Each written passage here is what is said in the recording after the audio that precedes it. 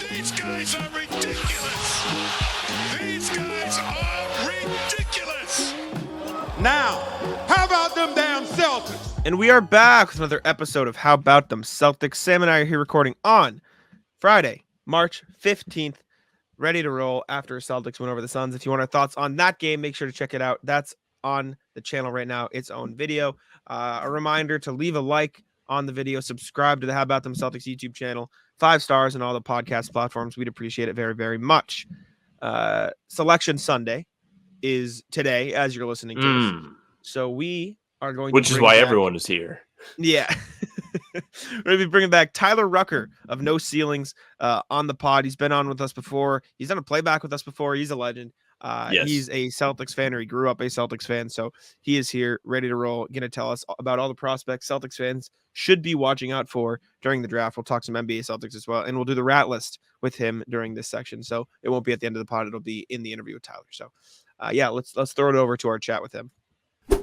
All right, we are here with Tyler Rucker of No Ceilings back on the pod. We didn't scare him away last time. Thank you, Tyler, for coming back. How you doing? I'm just honored to be back on the show. I came running the moment you guys gave me the message. I was like, yes, I'm there. So thank you guys. Obviously go Celtics, but I'm happy to be back on with you guys. Amazing. Usually people run the other direction. No, never would run away from a Celtics podcast. You got to be kidding me.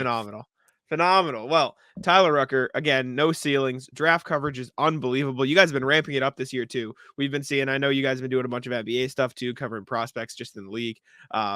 Awesome, as always. But Selection Sunday is this Sunday. As you're listening to this, it is Sunday, which is weird because it's Friday. But it's today as people are listening to this, which means Celtics fans who are going to be watching March Madness need to know who to watch for, what could potentially be possible with the 30th pick. Realistically, 30th pick, you hear that, you're like, it doesn't matter. However, CBA, new rules, roster crunch could be important moving forward. And Sam and I, we may know NBA ball, but we don't know ball like that when it comes to college. So we need you to educate us, please. I watched my first college game of the season yesterday for PC no better playing time. Creighton. Yeah. No better time, and you're not the first one to be doing that. I'm sure there's plenty that are getting excited right now. No, it's going to be really interesting, especially when it comes to the Celtics with this draft class. I'm sure you guys have heard the buzz. You know, it's kind of a down year when it comes to the star power, but I think for teams like the Celtics, teams in the playoffs, it's a really, really intriguing year because there's a lot of depth, and I'm going to be very interested to see if Brad Stevens finally makes a first round pick or if he trades back 5 more times, because I do think at that point of the draft, there's going to be some really interesting talent, good range to get some depth on this roster. And, you know, like Jack said, like the CBA is a very important issue now that teams are going to have to pay attention to. So I think this could be a really interesting class for teams like the Celtics. Yeah. I mean, oh, wow. Jinx. You go. Yeah, that was it. Just go ahead. I mean, last year we did the draft stream. I sat there sweating literally because it was so hot as Brad Stevens traded back again. And I was planning on going to bed to catch my 6 a.m. flight, and I was just devastated. So that is a good point. And, you know, we've talked about the CBA here and there, and we've marveled at the importance of guys like Hauser, Kornet, all these guys that make no money for the Celtics, but they're still giving them serious production off the bench. And Hauser's one in particular because his contract's only through the end of next season. It wouldn't be the most shocking this year if they went in the draft and they had their sharpshooting goggles on looking around. So is there anybody in that range, from long range, I guess, to be watching throughout the month of March here as we watch all these tournament games? Yeah, I think, you know, what's wild is they're supposed to be picking 30. The second round, if anyone's a diehard draft fan, you go look, every single pick almost has a protection or swap rights. It's ridiculous. It's been traded 15 times. So they also have 2 picks in the second as of right now. So things could get a little interesting. Obviously, you know, they could look to stash a couple guys, but I think 30, you could find someone, and, you know, we like Hauser, but you could find someone that maybe is a cheaper version that you could say, hey, he could come in and do a little bit of the same stuff. I think one guy that jumps to me that could be in that range is Tristan da Silva, and he's at Colorado, senior, 6'8", 6'9", one of those guys that just kind of understands how to play his role, can make smart decisions, doesn't turn the ball over a lot, and has versatility. They're kind of on the bubble. They might have to be one of those teams that's playing to get in. But he's one of those names that I think are going to have plenty of fans in NBA front offices. One of those picks that's not going to get you like, oh, this is sexy, but all of a sudden after summer league, you might be like, oh gosh, he's going to be a nice piece in the rotation. So I think that one jumps to me potentially as like a floor spacer. Trying to think of some other ones for you guys. I love Kevin McCullough. That's kind of going away from the Sam Hauser like experience. With he's more of the Marcus Smart defensive versatility. He's a senior. He's 6'7" at Kansas. Had a little bit of an injury bug lately. He's been trying to kind of come back, and then he's been playing hobbled. So I think medicals will be big for him, and that might be why he's on the board when the Celtics are up. But last couple of years, he's been one of the best defensive wings. He plays 3 positions, but he can handle the rock. He can make the right play, just a winning player. And this year they were like, hey, we need someone to take on the load offensively. And he's been a monster when healthy. So I think he would be another name off the top of my head. Yeah. I mean, like we said at the start, my first experience with college basketball this season was listening to Kim English stave off the questions of his marital status at the press conference last night. So that was my only interaction with college ball this season. So I really need this this education session you're providing us. So I appreciate that. I pulled up the No Ceilings mock draft, and I'm control F searching these names. I'm like, okay, I see. I see what we got going on right now.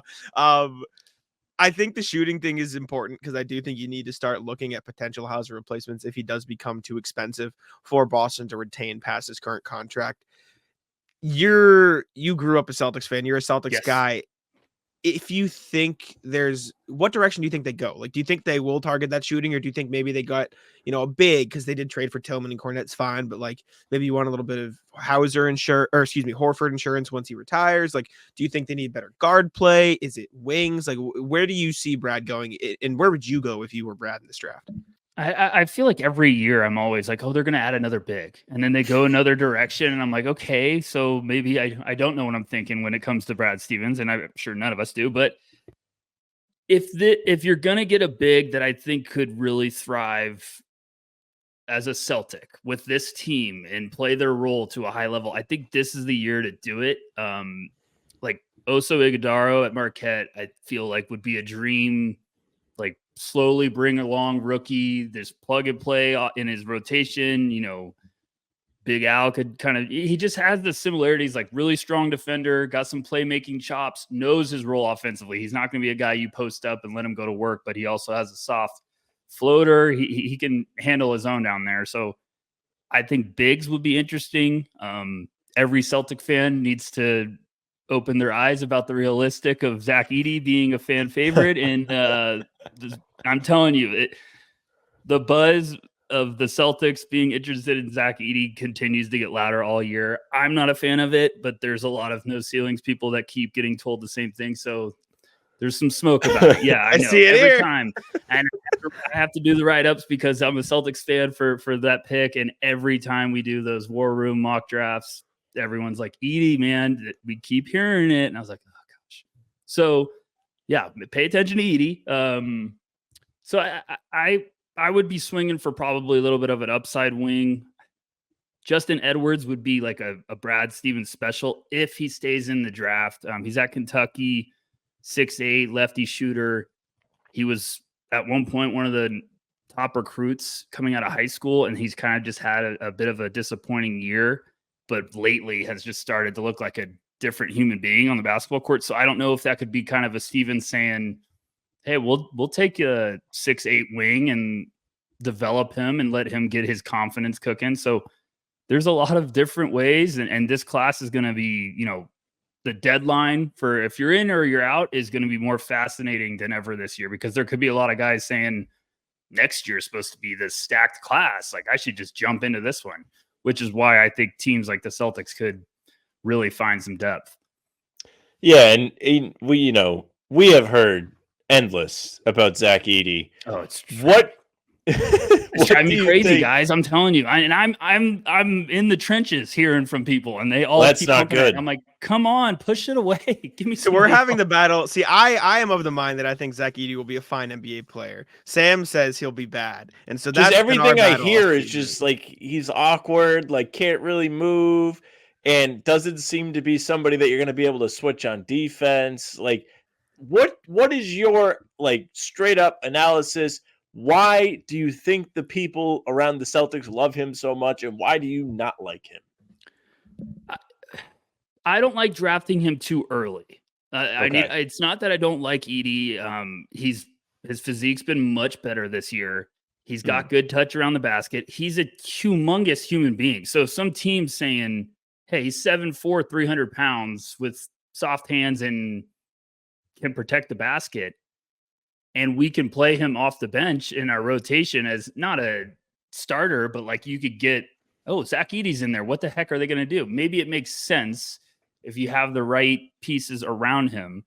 And he has looked much better this year when it comes to his conditioning and his ability to kind of move around the perimeter. Like his physique looks awesome, and he's dominant. Like he's a freak to watch at college basketball. But there's people that have been like, hey, I'd take him in the top 20. And I'm like, there's no way I would take him in the top 20. Because I think when you're drafting that, you're saying you're buying into almost like changing your playing style down the road for Zach Edey playing heavy minutes. And that's where I get cloudy. But Okay, there's some guys that love him at no ceilings. And I'm just like, I have a fight with them every time. It's good fights, but I just like, you guys are crazy. So I think some team's going to say, if it's going to work, it's going to work for us. And the Celtics might be in a position where we're like, we'll roll the dice on this. Like, what if all of a sudden it does click and we have that beast off the bench? I don't know. And do you for think what it's he worth, could be like a Luke Kornet type? Like, well, this is what I was going to okay, say. all right, I'll shut I up. don't want it to be crazy. Like I'm thinking he's going to be like Hakeem, right? I'm not into saying. I'm just saying if he can fall somewhere between the spectrum of Luke Kornet and Walker Kessler, then that's an effective NBA player. Like that's my thing for him. At 7'4", 300. Like that's Exactly. I get it. Like he's battle tested. He's played, with the World Cup and stuff. Like he's good. He's well deserved. It's just the modern NBA. It's like, how is this going to work?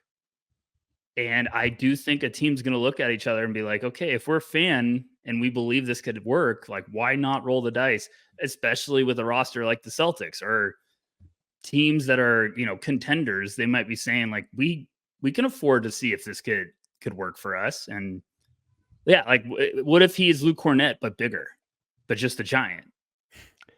Does he bring the same vibes though? Is he going to hit the dab after doing a sick dunk? Which that is really what we need here. It's really important for team chemistry. People don't understand that. Like, I still can't believe he dabbed during a game. It was one of the funniest things I've ever seen. But chemistry, said after the game, that's why you want those guys around at the end of the roster because of chemistry stuff.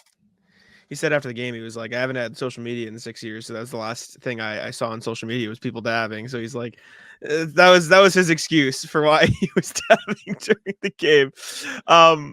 Even outside the Celtics realm, like everyone watches March Madness. Every basketball fan watches March Madness.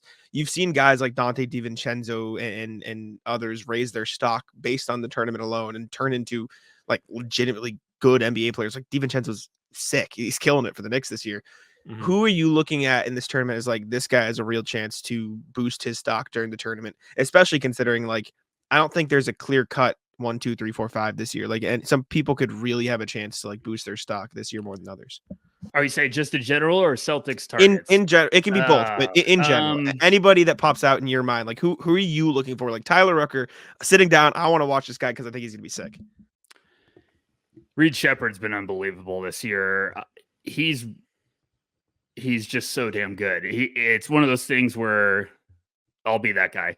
He's a white guard. So everyone's like, I don't know if this can work. And he's listed at 6'3". Some people have told me they think that's very favorable. Him and Rob Dillingham of their height measurements for Kentucky. But he's stocky. He's shooting like 50, 50, 88. He's been doing that all year. It's ridiculous how good he has been this year. And now people are kind of trying to pick his game apart, but he's also doing that while averaging almost 3 steals a game. So he's nasty. He's really made some momentum lately. If Kentucky has a deep run because they score a ton, I think he could get to where he's in the top 6 conversation right now, but I think he could start to try to get towards that like top 5, top 3, because I think he's just nasty and efficient.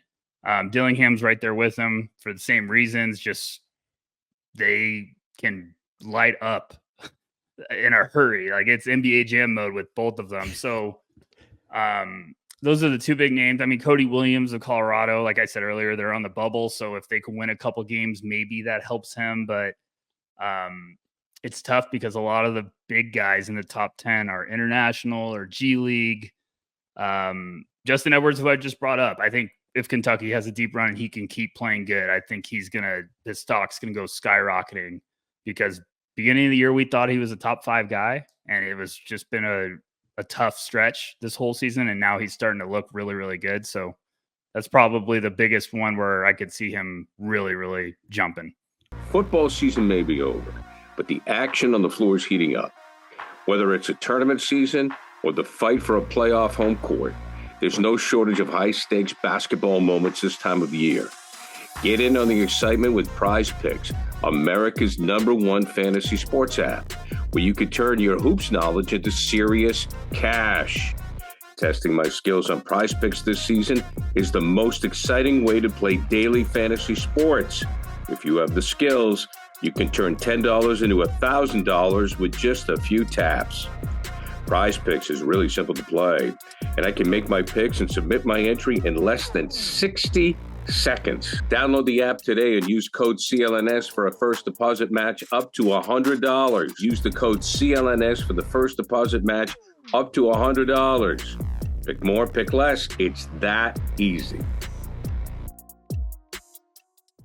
Has there been anybody that's impressed you? I mean, we're in conference championship week here. Like this week in particular, have there been any risers? I mean, it's tough to rise in like 3 games, but that have really just stuck out and could be on a track to be a tournament legend or just anything like that? It's a tough question, I suppose. No, I'm trying to think who could. A tough part is a lot of those guys that I think could really take over the tournament have been banged up, and I think they're waiting for the March Madness to start so they can play. Like Tyler Kolek, I think could be a sleepy Celtics target because played against him before. Amazing. High school. Yeah. Amazing. So like I love Tyler Kolek because I've said this before. This is an unbelievable thing. We should have started. They lit us up. Him and his brother lit Pilgrim High School at back. Yeah, if he's in the draft, I assume he lit your ass up. Of course he did. But lefty senior guard Marquette, he's been banged up. I think they're waiting to kind of be like, hey, just let's wait for the tournament. You're fine.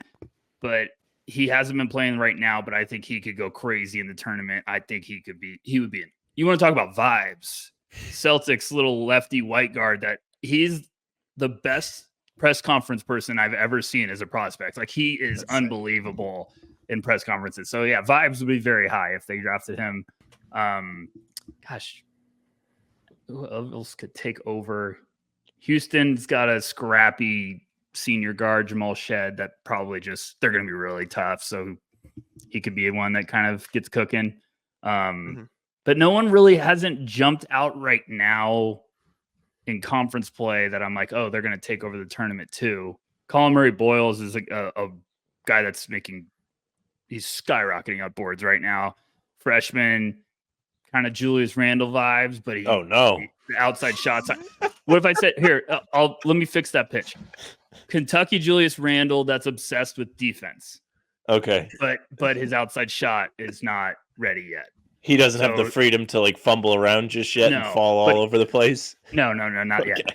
But he's like super nasty defensively and finishes. He's talented. So he's looked good lately. He had a bad game today. They're going to be a tough team to watch. He's at South Carolina. So I mean, it's a tough year. It's a lot of guys could get heating up, but I think everyone's looking at Kentucky's duo to make some noise and really cook. As soon as you said Julius Randle, I was like, Sam's going to hate it forever now. He's going to hate him. I hate it too. I should have prefaced it the right way. Okay, so as we've said time and time again, I haven't paid attention enough, but despite that, there are a few names that I know that I want to ask you about. Yes. Whether or not it's like I know them because it's good or I know them because of like other stuff. The first one is, I'm gonna see if you can guess what I'm talking about. I'm on TikTok a lot. And so there was like a 3-week stretch where Jared McCain yeah, come on. is all I This is saw. what I do. And it was the I'm 2 days into college, like the whole, I don't know if you saw them, but all it was me and my friends sending them back and forth to each other. We'd be playing video games and we'd start singing it, and then the other people in the video game would sing it back to us. Like that is how like viral this guy was. He's been one of my favorite people to like listen to talk on social media. He just seems like a cool guy in general. How good is he at basketball? Because I don't know anything about his basketball he's skills. stud. He's sick. love Okay. him. I wanted him for the Celtics like all year. I was like, there's no way Brad Stevens would pass this guy up. He's just winning player, hockey assists. He just understands how to make your team better. And then he started cooking when one of their guys got hurt. Oh no! And I was like, oh gosh, he's not going to be in the range anymore. And now it's like he's top 20. So Brad might be trading up to go get him. Like he's just a perfect type of player. And the funny thing is with that TikTok trend, I hadn't seen it at all. And I posted something on our social media about Jared McCain, and literally like 80 quote tweets were that line of the song. And I was like, what the heck is this? Have you seen it? And I was like, I'm so old. And then our social media girl who she's been working with Miami's women's basketball team this year. She's like, oh, it's a song. And I was like, I hate how old I feel right now. So have you seen it since? No, I don't want to see it. Can I pull it up? You don't want to see it? I haven't seen it. So can I pull it up? Can I come on, let me pull it up. If you want to pull it up, go for it. It's so catchy. Hold up. This will be the one thing I remember when the draft rolls around. I'll be like, I remember this guy. Tyler said he'd be a good Brad Stevens guy. They play the song. I'm just like, yeah, so it is just so the backstory, the context here is this girl made a TikTok song, like completely irrelevant, like it had nothing to do with Jared McCain. Like she just made a song like 2 years ago, posted on TikTok, and it went kind of viral. And then Jared is just very present on TikTok, and he sang the song, and so everybody clipped him singing the song and then made an edit blending into her song with just all of his highlights. And so you go on TikTok and you see I'm 2 days into college, and this is all you see now. Can you hear it? Yeah. Yes. I'm 2 days into college and I'm 3 lectures behind. There's this guy, let's name him Colin. He said he wants to be mine, but it doesn't really sit with me. Just goes into his highlights. And this isn't like playing as a trash can. Warm in the middle of the night. I wait. Yo, that's brilliant. Video. There is with me quite right because he doesn't there's read just my his step, cards. There is. I keep accidentally knocking myself out of my dorm in the middle.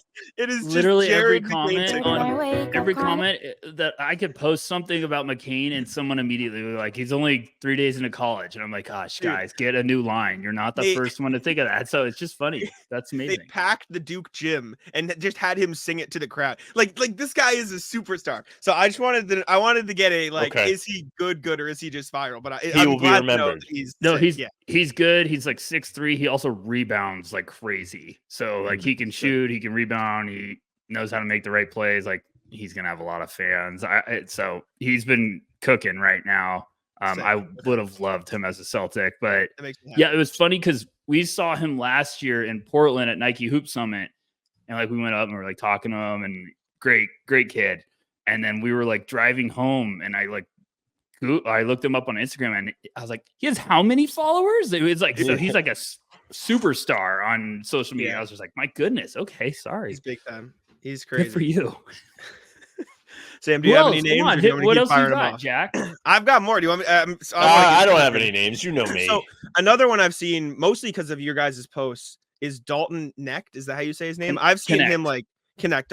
Even better, connect 4. If he's not number 4, he has to be number 4, right? Like what are we doing? But I've seen him because you guys post about him all the time that he's just like soaring up boards right now, right? Yeah, he's probably in the lottery. He's really, really awesome story. He was at really low recruit. I think he had a big growth spurt. I might be missing some cool parts, but anyways, like huge basketball adversity journey. He was at Northern Colorado last year, transferred to Tennessee, and he's just been one of the best players in college basketball this year. So it's pretty cool. But he's just like he'd be a Sam Hauser replacement dream because he hits some catch and shoot shots that you're like, how did you get that off? And he's just very, very dangerous. But yeah, he's really, really good. I think he's going to be in the lottery. Oh, wow. Older, but I think teams are going to be like, we need a shooter. Oh, Dalton Connect's probably the best one in this class. So yeah, he's a stud. Really cool story. Really cool kid. I think our Maxwell Bombach on our team interviewed him in the beginning of the year, and he's just like, oh, he's a great kid. So Very good, cool. good stuff about him. That is awesome. Another one is going back to Duke, the tripping scandal, rush the court, Kyle Filipowski. Oh, yes. Well, first of all, just thoughts on that whole situation. Are you big on court storming? Are you end it shouldn't happen ever? Like, where do you fall in that debate? I'm big on court storming. I am big on court storming if you're a true underdog. Like, Yeah, okay. some fans stormed the court this year and they were not ranked. The other maybe it was that game. I think they were actually, Duke was not the favorite in that game, but they were ranked maybe, or someone else. It happened this year. And I was like, okay, you could argue then that like they should have court stormed because you were point spread favorites at home. But now I'm like, it was funny because I was like, this is terrible. We got to ban court storming. And then they showed the overhead camera view. And I was like, oh, okay, Kyle, that was a little cheap, whatever. So, Caitlin Clark also fell victim to the court storm. Yeah. Yes. So I don't know. Where are you guys sitting with the court storm? The Celtics should be doing every game. Let me out there. I posted Larry Bird running off when they won the title, and he's just throwing elbows. And I was like, this is the real court storm. Yep. Well, if you part run of on the college. court, yeah, I agree. I think it's part of college. But if you run on the court, I think and you're going to mess with the players, you run the risk of getting yes. tripped. Like, you deserve to get tripped if you're going to mess with them. So that's where 100%. I would, if I was on the court and you're running on there, I'm throwing bows like Larry Bird, like 100%. It's fair game. So, but Filipowski, I'm not the biggest fan. Before all of that, I wasn't the biggest fan. I just have questions about his game. The highs are very impressive. In theory, you're getting a 7-footer that could space the floor, and he's got a little bit of a mean streak around the board, so it sounds really good.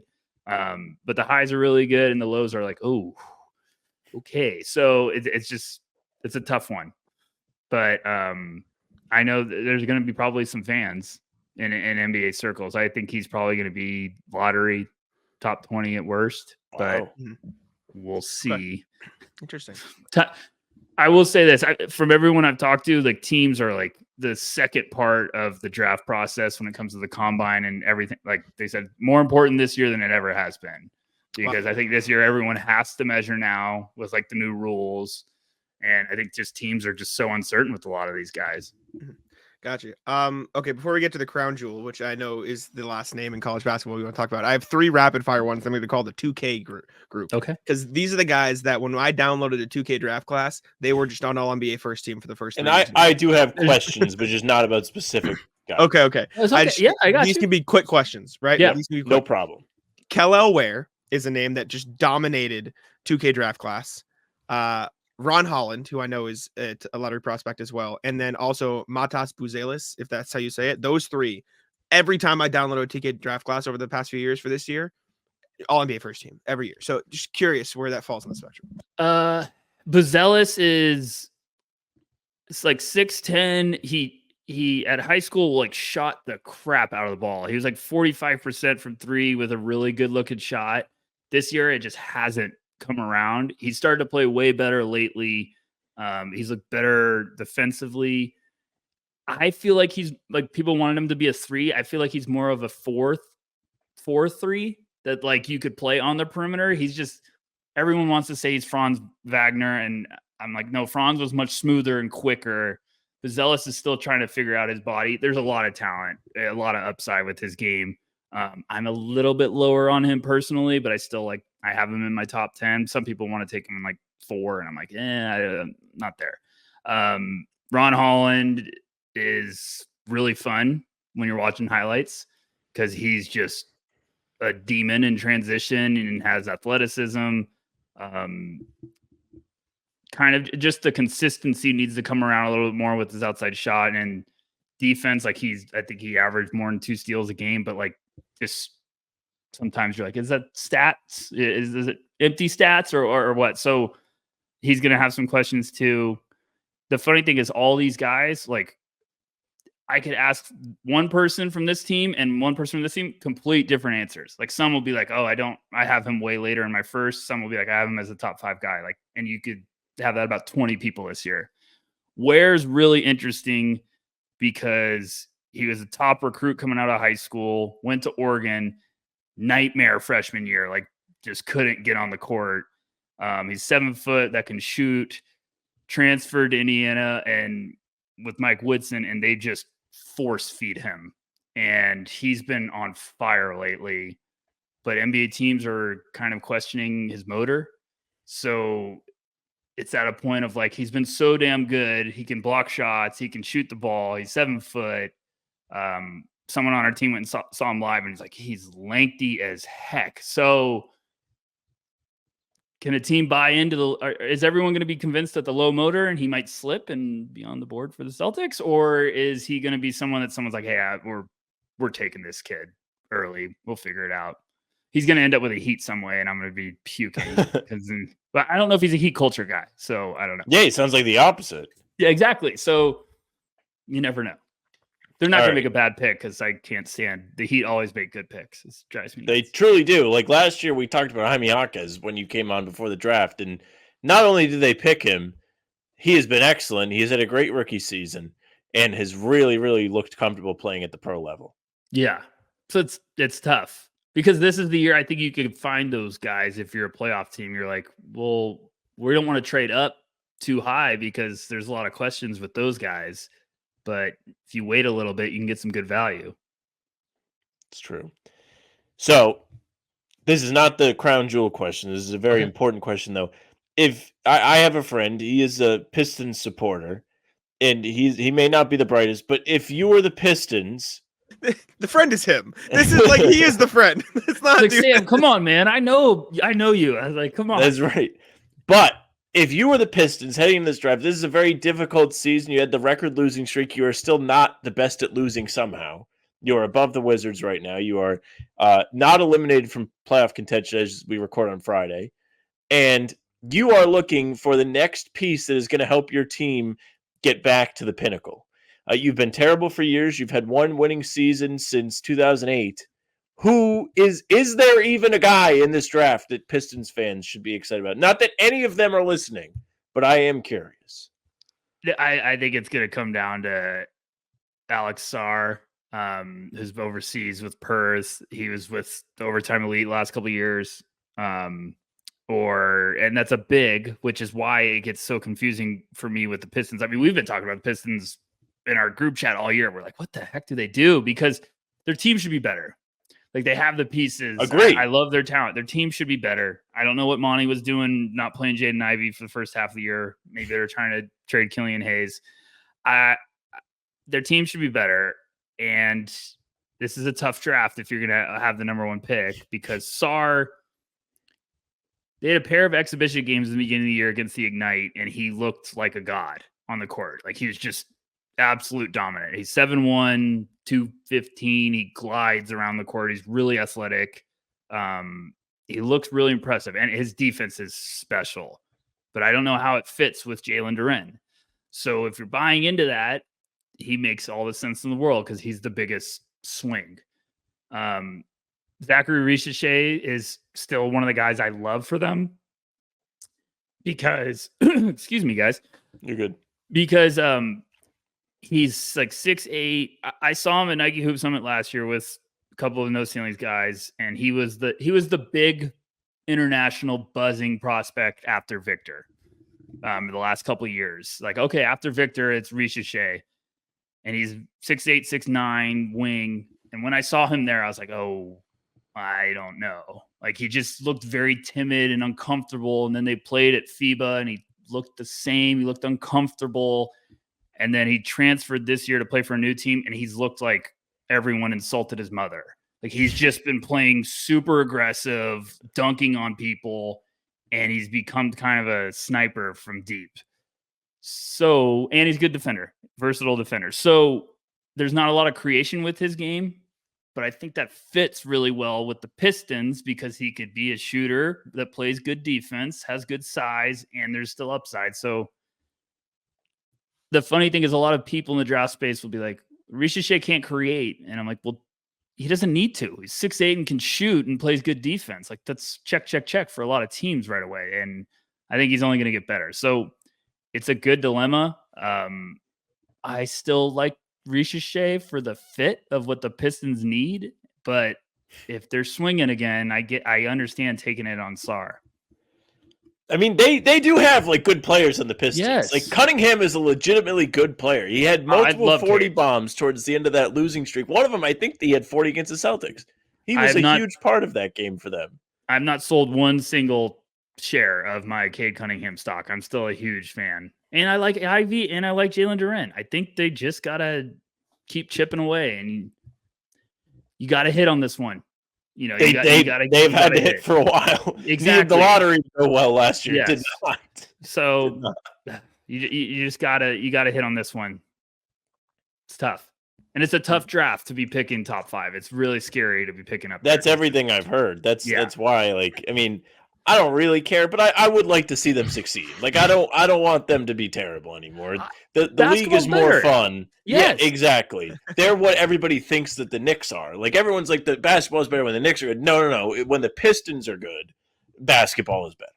I mean, when we had the Ben Wallace days, like the basketball was awesome. Yeah. Last time the Pistons were good, Celtics won a title. It was great. Yeah, it's fantastic. We need that again. I can't. I'll never understand your obsession with the Pistons. Is it just because you picked them 2 years in a row to be good, and now you're just too far deep? Like you just have to keep. Well, like yes and no. Like I did think they would be okay this year. Like I thought they would be hovering around the play-in. They have legitimately good pieces on that team. They just haven't put it together. I thought they were going to be much better this year. I thought they were going to take a big step this year.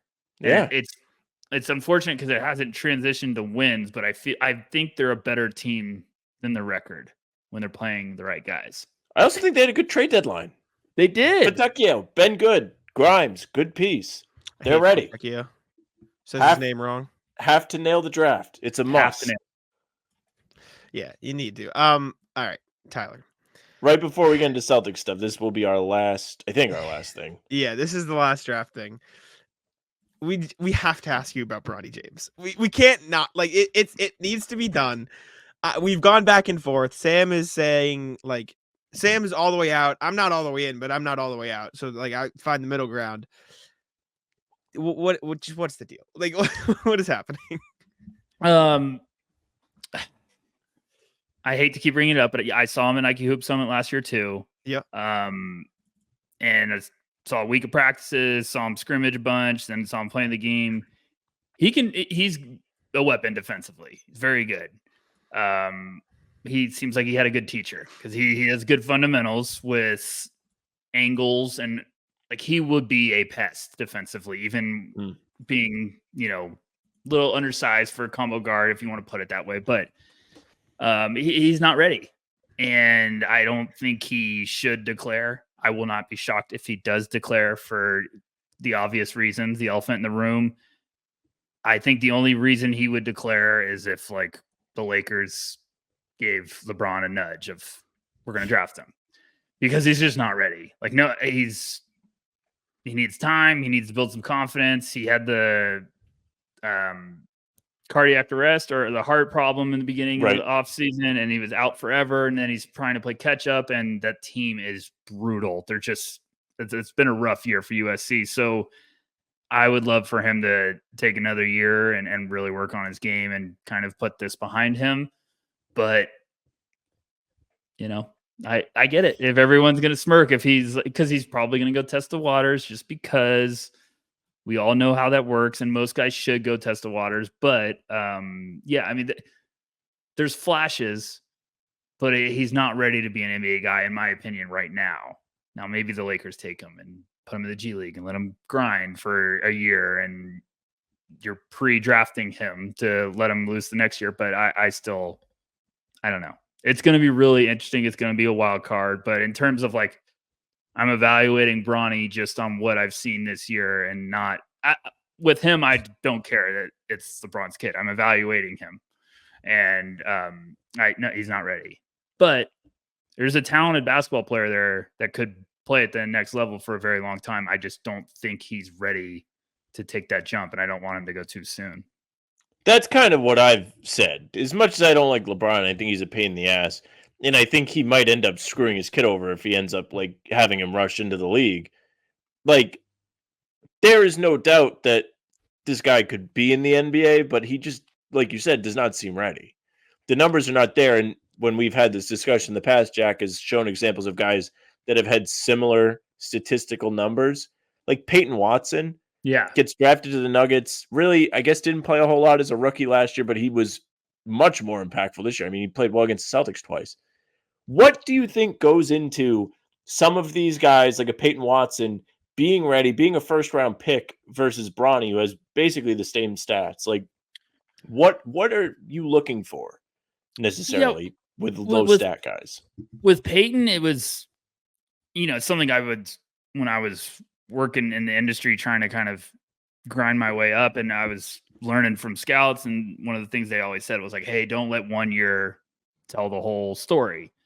And what they mean by that is like, we've been watching these guys throughout high school and evaluating them when they're playing overseas with Team USA, and we've kept an eye on them. So like, if they go and play a one and done year and they don't do anything, we still are weighing like, hey, was it a good situation for them?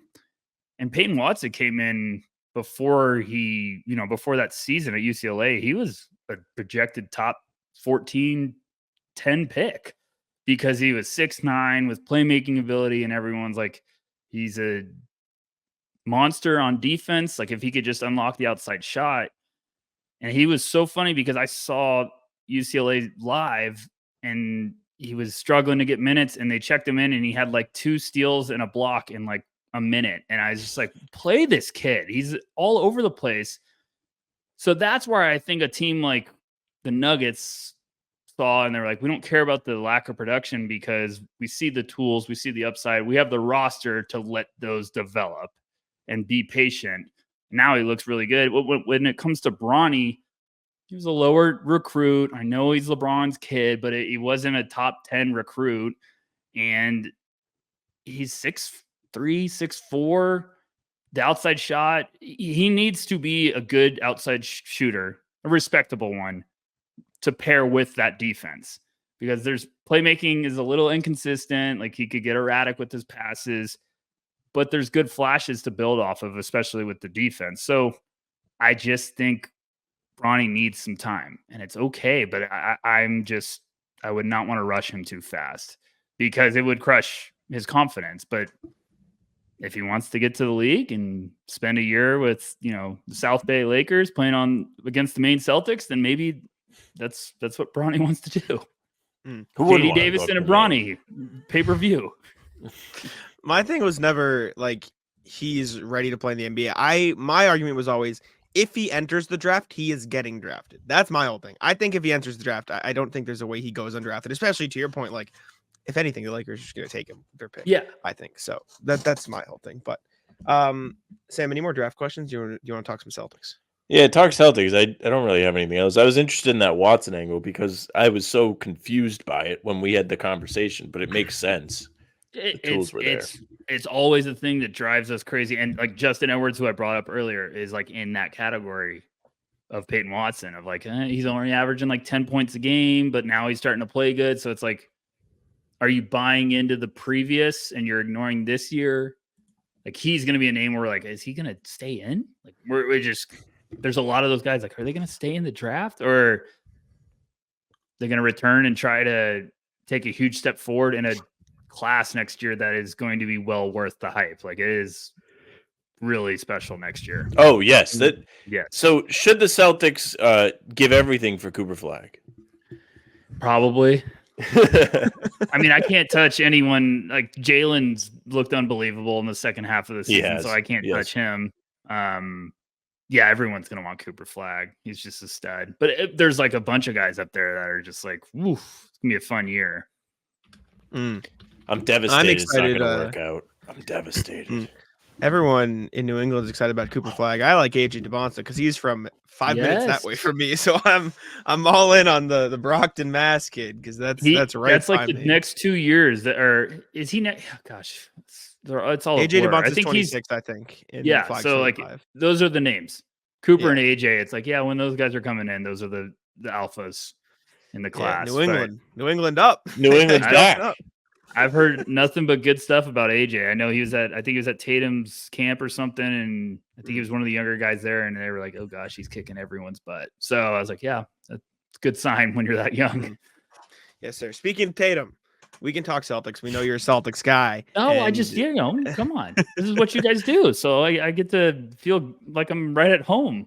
How are we feeling? I love it. I'm feeling good. Sam's. I'm feeling good. I can never tell how you're feeling. I can't feel good though. Yeah, no, this is Sam's issue. I'll do the quick version. I have felt good every single year at some point since 2018. 2018, you thought they would have a great team, then Hayward gets hurt, and then they kind of tease you again to try and get the finals. 2019, that was supposed to be a super team, blows up. 2020, they built you up, get to the conference finals, fail. 21, you think they're going to be able to replicate it. They can't. 22, should have won the finals. 23, should have at least got to the finals. And then this year, you look like the best team on the planet, and I'm just waiting to get hurt again. Yeah, every year I'm waiting to get hurt. I'm right there with Sam. I feel the exact same way. It's one of those things where if they don't win this year, I'm gonna be like, well, what else can you do? Yes. Yeah. And then that's the scary part. Yeah, I hinted to you guys before we hit record. I was like, I feel unbelievable, and then the Nuggets loss just like really humbled me because I was like, why did we lose that game so easily? And with the numbers, it made no sense. You look at the box scores, like, are you like, what? And then Jokic is just really damn good at his job. Nuts. He's so good. Makes it easy for everybody. This all spawned. We got an email from RJ, who's like loyal listener, sent us emails for all of our segments. And he said, I'm trying my best to enjoy the moment. This team's amazing. We got to enjoy it. And that email spawned Sam in the chest. Yeah, that spawned Sam. Sam goes, yeah, me too. But they better fucking win. They suck. They better win. The moment. That's not enjoying the moment. That is the opposite of enjoying. Well, that's what I say. So I can't enjoy the moment anymore. I can't. I'm right there with it. I can't enjoy it. I'm so stressed from past years that now, like, I've been enjoying this season. It's been great. But now I'm at the point I'm like, okay, I don't care. Let's get to the playoffs. Like, it's time. Let's see what really happens. I'm really annoyed with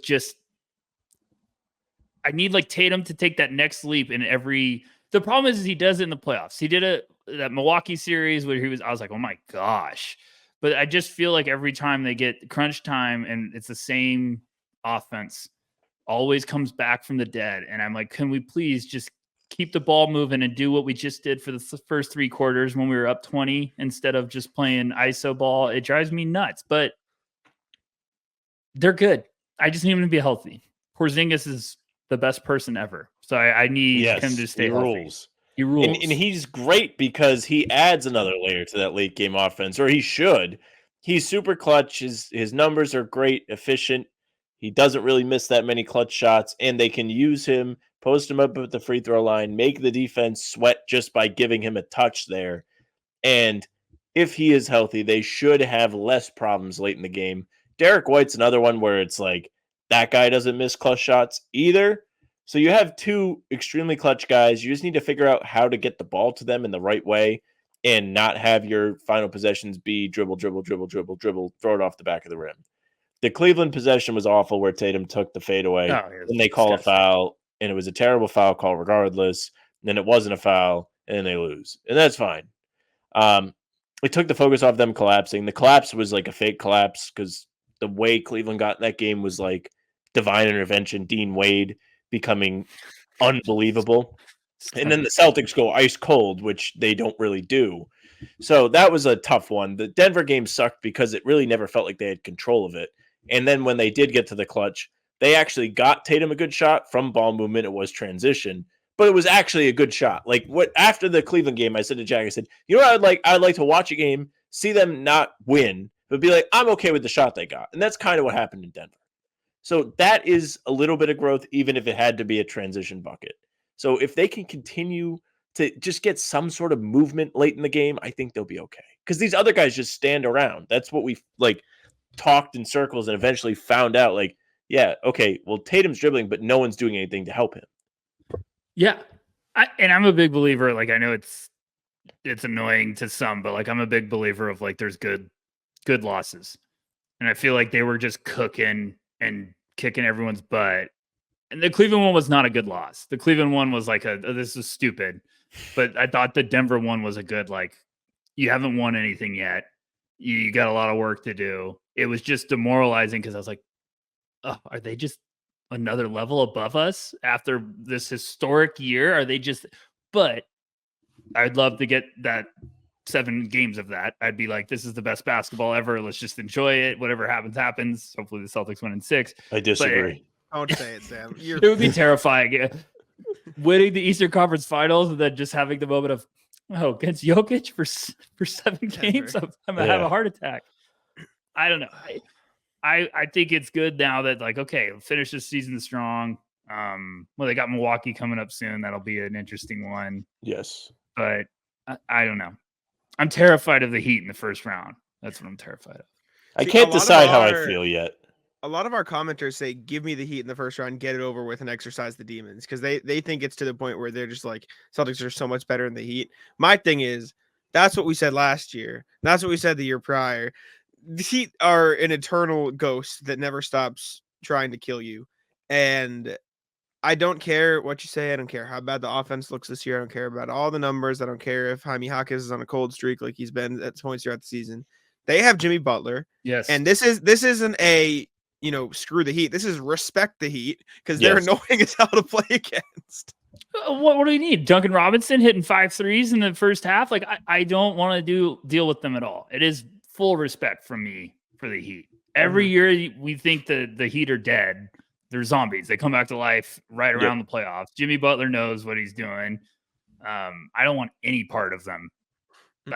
But I also understand, like, if the first round happened, I'd be like, okay, go take care of business and set the tone for the playoffs. But yeah, it's going to be wild and crazy. And if they're just healthy, I love our shot against anyone, but I'm just terrified at the beast in Denver right now. Really just like got real estate in my head from that game, but you never know. The good thing is the West is like kind of strong enough to where you can convince yourself, well, maybe Denver won't be there. Maybe like the Clippers will beat them, but I don't love the matchup against the Clippers, to be honest with you. Right. But maybe OKC will beat them, and they're another team that's beat the Celtics this year. So like there are good teams out West, but they have also played the Celtics well. So I don't know what to think. I don't want to think about that just yet. As far as Miami goes, I low-key do feel like it's good to play them early before you go into the playoffs and it is okay, we need to be serious. Because last year it almost felt like, all right, Celtics just got through Philly, took them 7 games. We can relax now. It's just the 8th seed. And they kind of got punched in the mouth twice, blew games 1 and 2, and never really recovered. They brought everyone's hopes up and then just ruined it. It was awful. The worst way to lose. When it was happening, I was like, I would rather just get swept than have to get excited. So what would happen right now if... It's a good question. Right now it's Celtics 1, Cleveland 2, or no, Milwaukee 2, I think. And then 1-8, and then you win that, I always get confused. What does it go to next? Okay, so right now we have Celtics 1, Bucks 2, Cleveland 3, Knicks 4, Magic 5, Pacers 6. That would be the playoffs no matter what. Then you have Philly 7, Miami 8, Chicago 9, Atlanta 10. So 7 would play 8. The winner of that plays 2. Then the loser of 7-8 plays the winner of 9-10, and then they are the 8 seed. Okay. So in theory, it's Boston, Miami. And then what's the next round? That's the one I always get annoyed. I think it would be the Celtics winner would play 4-5. 4-5. Yeah, they play 4-5. Yeah. So it'd be Knicks or Orlando, which is also 2 very physical, annoying teams to play against. It's a bar fight. In an ideal you have Julius Randle there. He'll trip all over the place. And this is my ideal pathway for the Celtics, right? I don't care if Embiid comes back or not. Miami beats them in the 7-8 game. They go play Milwaukee. Cool. Sick. Great. See you later. Great. Philly gets in the bottom. Choke job. Chicago or Atlanta. Don't care which one. Either one. Bring them. Right. Easy 8. After that, you could. I don't. The rest of this little like middle of the pack blah is like as annoying as it'll be to play the Knicks, Magic, or Pacers. It is what it is. Realistically, I think the Celtics are better than all 3 of those teams. Of them, I'd probably rather them see. I'd probably the Magic because they don't have the playoff experience. And then past that, the conference finals, you got to play a good team anyway. So I think if you get Bulls or Hawks and then Magic, Knicks, Pacers, like I feel like that's the easiest possible path for the Celtics to get to the conference finals. Yeah, I mean the Knicks would be a fantastic series. Celtics in 6, but haven't beat the Celtics this year. Oh, there you go. Celtics in 4. They haven't played them with OG yet, but they have not lost to the Knicks. All right, fine. Celtics in 5. I get it. No, I hear you. I mean, I feel like all roads are going to lead to having to get through Giannis and Doc. Yep. Which poetic. Having to beat Doc to go get the first title since a long time. They're a mess. They're a mess in Milwaukee. They're back to being bad. They're back to being bad? I haven't. Oh, They were bad, then they were good, and then they're bad again. They got killed by the Sacramento Kings. Then who'd they lose to yesterday, Jack? They beat Philly yesterday, but it was close. It was close. Okay. They brought them down to the wire. Yeah, the Bucks are weird. They won 1, 2, 3, 4, 5, 6 in a row, and everyone thought they were back. But nestled in there between whenever the Clippers and Timberwolves was Philly, Charlotte, Chicago. So like, let's pump the brakes a little bit, guys. Yeah, man, the Celtics, they just look so different this year. Like this is not, and this the way I contextualize it, like you guys say, oh, past years, like I'm worried about that. Like I am with you, but like the way I'm contextualizing it is like this is not even close to the same team the Celtics have had for the past 5 years. Like they have completely reshaped and remodeled their brand of basketball and the personnel. Like having Porzingis and Drew Holiday completely changes the defense. Porzingis completely changes the way they play offense. And maybe I'm just convincing myself, and I'm actually crazy. I am convinced that Joe Mazzulla has some shit up his sleeve for the playoffs. Like I'm convinced, whether it's an offensive set or defensive schemes or whatever, like I don't think he's showing everything. He's a psycho. That dude is he's going to be the 15th roster spot. He showed you yesterday. He said, I'm going to contest the shot. He's suiting up. They're going to have plans. That's why you have a good staff. That's why they made all those hires in the offseason. It's been fantastic. I still love them against anyone in a series. They've been fantastic. I think the biggest development is how Jalen's been playing. I think that's a huge development moving forward because I'm not worried about Tatum getting out of his funk. Tatum's going to be fine. We've seen what he can do in the playoff series. Like he's going to be fine. But Jalen playing like this right now is like, whoa, okay, this is fun. So I just need the big fella to get healthy, everyone to be healthy, and check the ball. I like our chances against anyone. 100%. Well, we know you want to get out of here very soon. So if you don't mind quickly, if you remember the rat list. I literally was trying to remember this in the beginning because I was like, they're going to throw me this little rat list thing. Okay, so you got to give me a reminder because I was thinking of one. Sam, do you have a rat list you want to I got 3 rat lists. I'm ready. Hit it. Do you want to be out of here? Do you have a hard out at 7? You want to get out of here by then, or do you have a couple minutes past that? Me? Give me a break. I can say, you guys want to talk to midnight? We can do whatever. I just wanted to be conscious. I'm just going. All right, Sam, I'm good. All right, so I'll kick it off. The rat list is I went to get blood work done today, and they draw blood for me, and the woman who is drawing my blood says, "Oh, I thought you were a high school kid." I was like, "Oh, okay."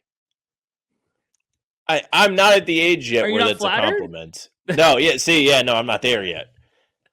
Because I did just shave yesterday. Not that it makes much of a difference, but I did shave, and it was very hurtful way to start my Friday. So that's one rat list. I can go as well. I'll keep it simple and easy. I'll just rat list someone on the road. So I'm driving home today, and I hit another wall. And a wall on the highway is when everyone decides in unison across all 3 or whatever, how many lanes of traffic to go exactly 65. So I can't pass you if I would like to go the speed of a normal human trying to drive on the fucking road. Because all of you have decided at the same time to drive like morons. Like I know it's the speed limit, but it's not the speed limit. Let's be real. This is not like if you're going to be in the far left lane, you have to be going at least 75. It's just a rule. You have a responsibility. And so I was angry. I was very mad. So that's my rat list. Rat list people who don't understand the unwritten rules of the road. Mine's not as clever. My rat list is McDonald's. Every now and then, I want a damn McFlurry. And 2 out of the last 3 times I've been craving a McFlurry, the ice cream machine is broken. Yep. And I just, at the point, like, I don't think we need to prioritize the burgers. We need to prioritize the ice cream machine because people want McFlurries. Also, the other day, I got an Oreo McFlurry, which is a fantastic curveball because I usually get M&M.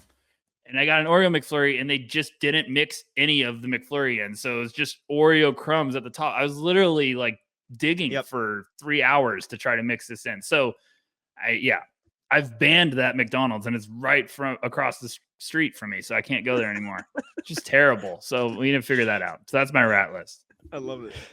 I will, I'm a rat list my mom. So yesterday I am trying to enjoy some college hoops as one does. I had the super cool quad box on the YouTube TV up in my room as I'm I was doing something. I think I was writing actually. And I had that up while I was trying to do my other stuff.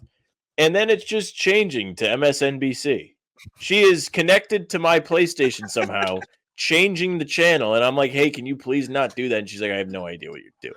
So Ratlist is half her, half technology, because for whatever reason, it feels the need to connect to me and ruin what I'm doing. I'm just trying to have some nice entertainment / study material on the television. I gotta watch news. I don't want to watch the news. Brutal. That's brutal. Okay, I've rat listed.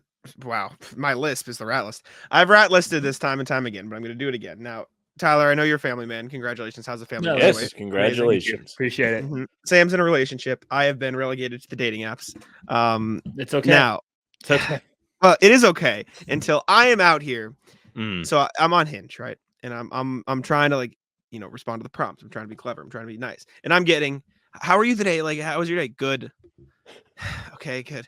Did you do anything fun? I saw you like this. Yeah. I'm like, please give me something. Just give me, please. I'm trying so hard to make an effort to I'm reading the prompts. I'm responding to this, and it's one word. What what the fuck? What do you want from me? What more do you want? And there was a time, I forget when this was. This was a while ago, but I got one that was this isn't really a good fit. I'm like, you said 4 words to me. What are you talking? What are we doing? I feel like I'm getting gaslit every time I try to be messaging people on these apps. It is an unbearable, it's just.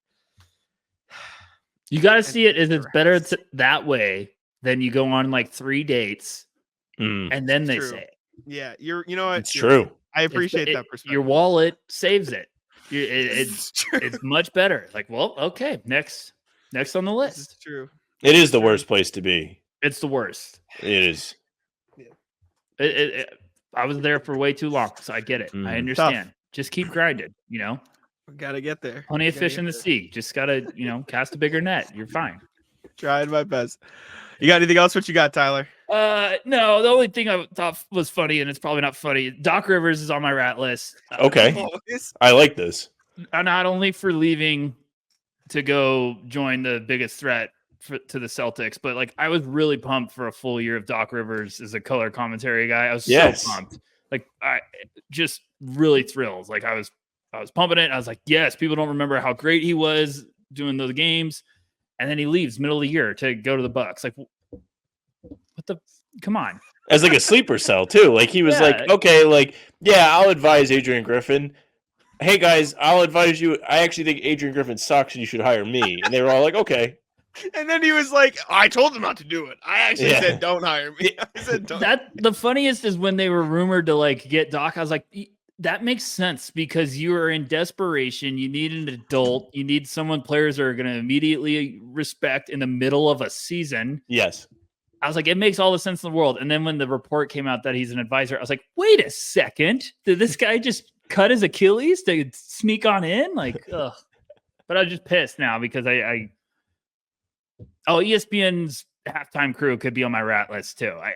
I mute it every time. Can't stand it. Let Bob Myers talk, please. Bob Myers, who had some incorrect things to say about the Celtics. What did he say recently? I think they were like pissed because he was like trying to. What did he say, Jack? Oh, they were playing the Warriors, and he said this game means so much more to the Celtics than it could possibly mean for the Warriors. And everyone's like, they're winning by like 30, and the Warriors are fighting for a playoff spot, brother. What are you talking about?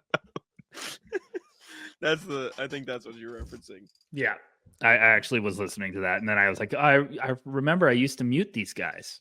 So I don't have any more ratless. Sam, do you have one more? I gotta do the final one. This is the recurring rat list. This is the GOAT rat list. The bridge is getting torn down. If you were on pregame yesterday, you would have heard the tease. And Tyler, if you don't know, so I'm from Rhode Island. Okay. And here we have 95 that goes up to Boston all the way down to Florida, and we have 195 that goes out towards Cape Cod. Okay. So 195 also connects. In Rhode Island, we have a big body of water in the middle of the state. We have the West Bay, which is where I'm from, and the East Bay, which is like Newport. Like really, it's like a nice area. Really big bridge, right? It's like nice. Yes. Yes. Yeah. I've been across it. Yes. So we have the Washington Bridge, which is in Providence, and that needs to be demolished out of nowhere. So they had to shut down the bridge back in December. It's been my favorite recurring news story for months. And yesterday was the big day. They held a press conference. They teased it. They said, we're going to have a decision on the bridge. And I could have told you since December that they were going to tear this bridge down. They waited 90 days. The governor says it took us 90 days to figure out what they should have figured out 5 years ago. The bridge needed to come down. So this state is going to be absolutely fucked for transportation for the next 2 years. The traffic is going to be awful. And this is the ultimate rat list, but it's still a little bit funny because they colossally messed up so bad that they had to like buzzer beater. Oh my God, we have to demolish this thing. Yeah, that sounds like a disaster. It's a disaster. Jack knows all about the bridge. He's never driven on it. I've just heard about it. I don't even drive on the bridge, but it makes residual traffic for me. So I'm being inconvenienced. Stay away from bridges. Don't have to. Even the NBA players. All right. Oh, man. All right. Well, thank you, Tyler. We appreciate the time. Thank you very much for joining us and How About Them Celtics. Would you mind telling all the people listening where to find you, all the work, and all the no ceiling stuff? Yeah, I'm at Tyler_Rucker on Twitter. I won't call it X. It's still Twitter in my mind. And NoCeilingsNBA.com. It's absolutely free, so go check it out. And thank you guys, as always, for having me on. Go Celtics. Let's get the 18th. And yeah, I appreciate it, as always. Yes, sir. No ceilings will be linked in the description. Check that out there. Thank you, Tyler. Whenever you want to talk Celtics, just hit us up, and we'll be glad to annoy you, whatever you want to call it, for an hour with plenty of draft stuff and Celtic stuff to go along with it. Thank you all for tuning in. Make sure to like. It's not the outro. We're gonna go. We did the rest of the pod. This is going in the middle. I don't know why I'm doing an outro, so we'll send it to the rest of that now. All right. Thank you to Tyler Rucker again for joining us on the pod. We appreciate him very much for informing us about all the draft prospects that we knew nothing about previously. Now we know. Well, I don't know. We don't know currently, but we'll know in a little bit. Anyways, first piece of Celtics news. They have officially clinched a playoff spot. Celtics will be in the postseason, Sam, 10 years in a row. I mean, this is why we play.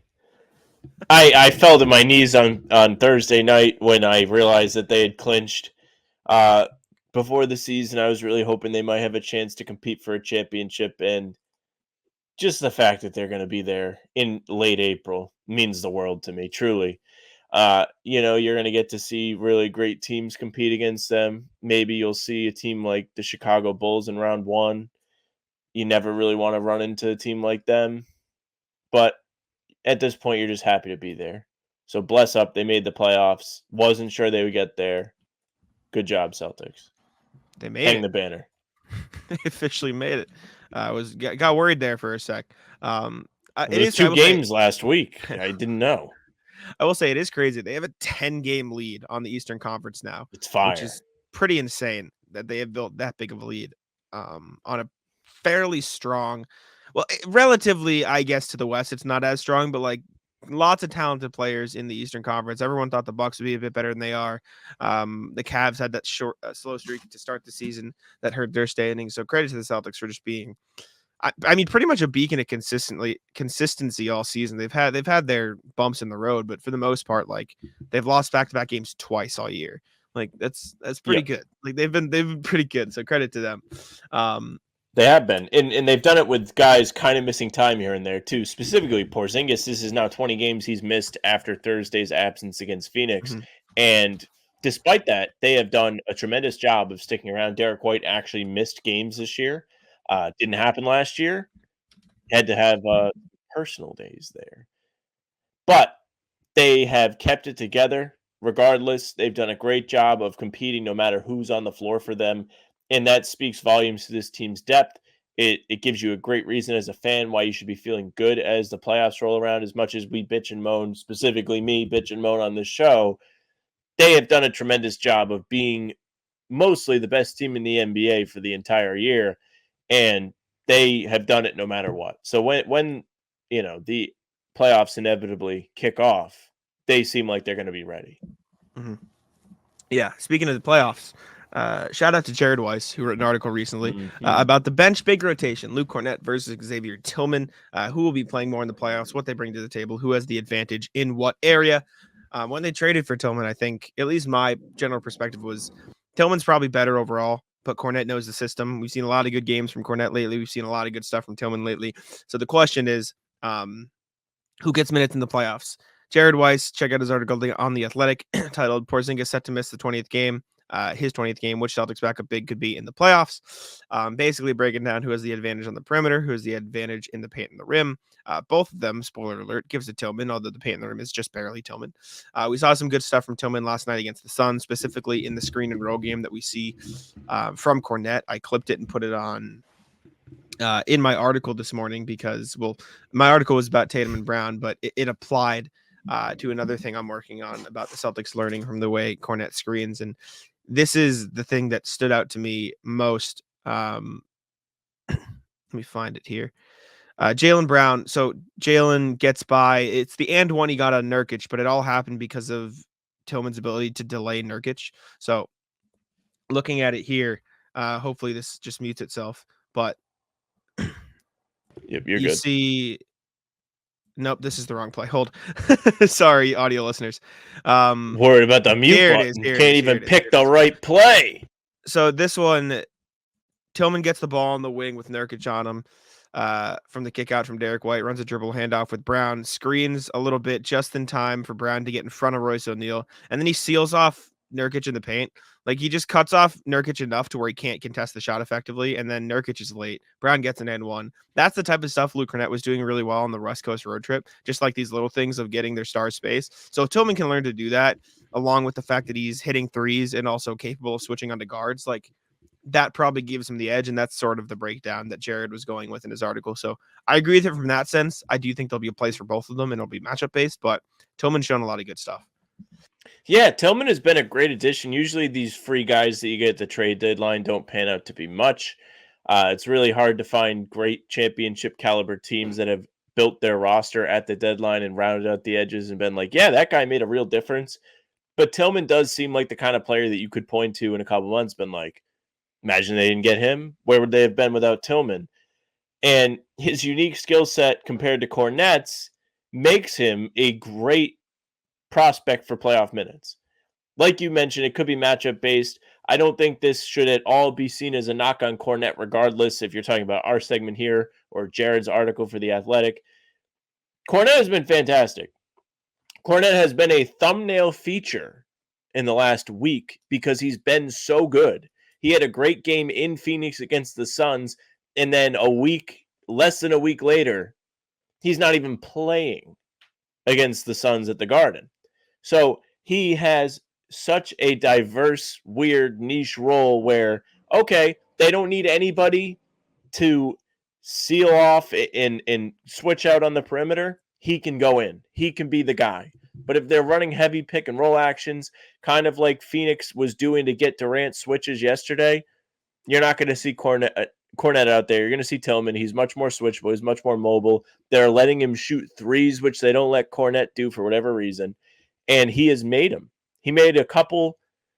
He made one yesterday. He made one in the game before, really two, but his foot was on the line.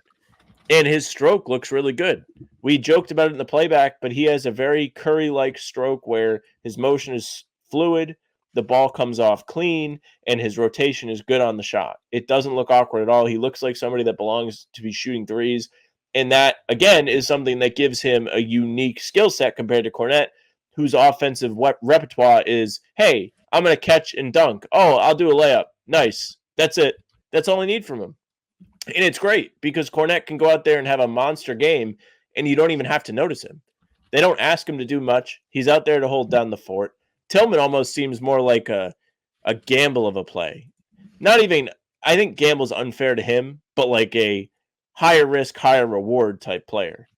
Because his just what he can do is more of a wide net than Kornet. Nice rhyme. Don't worry about it.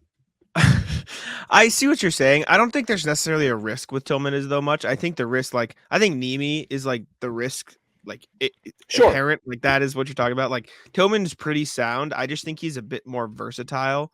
I don't know. It's weird. I agree with Jared's consensus that it will probably end up being a lot of Tillman in the playoffs. And I think that's partially why the Celtics brought him on board. Like, Brad mentioned when they traded for him, they're like, yeah, we wanted a guy who could play next to Al and Porzingis, but also as his own big. And Tillman's been able to do that. And I think the double big lineups work better when you have multiple bigs out there that can shoot. And when you have Tillman in there, you have two bigs that can shoot the ball, which is really, really, really important.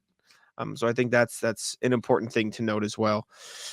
It'll be interesting, though, because Joe's a big trust guy. We didn't even see Hauser in the playoffs last year. And so for him to just let Tillman rock in the playoffs without having him have been on the team for so long would be a big testament to them trusting him. So I'm curious to see how that shakes out. But anyways. Yeah.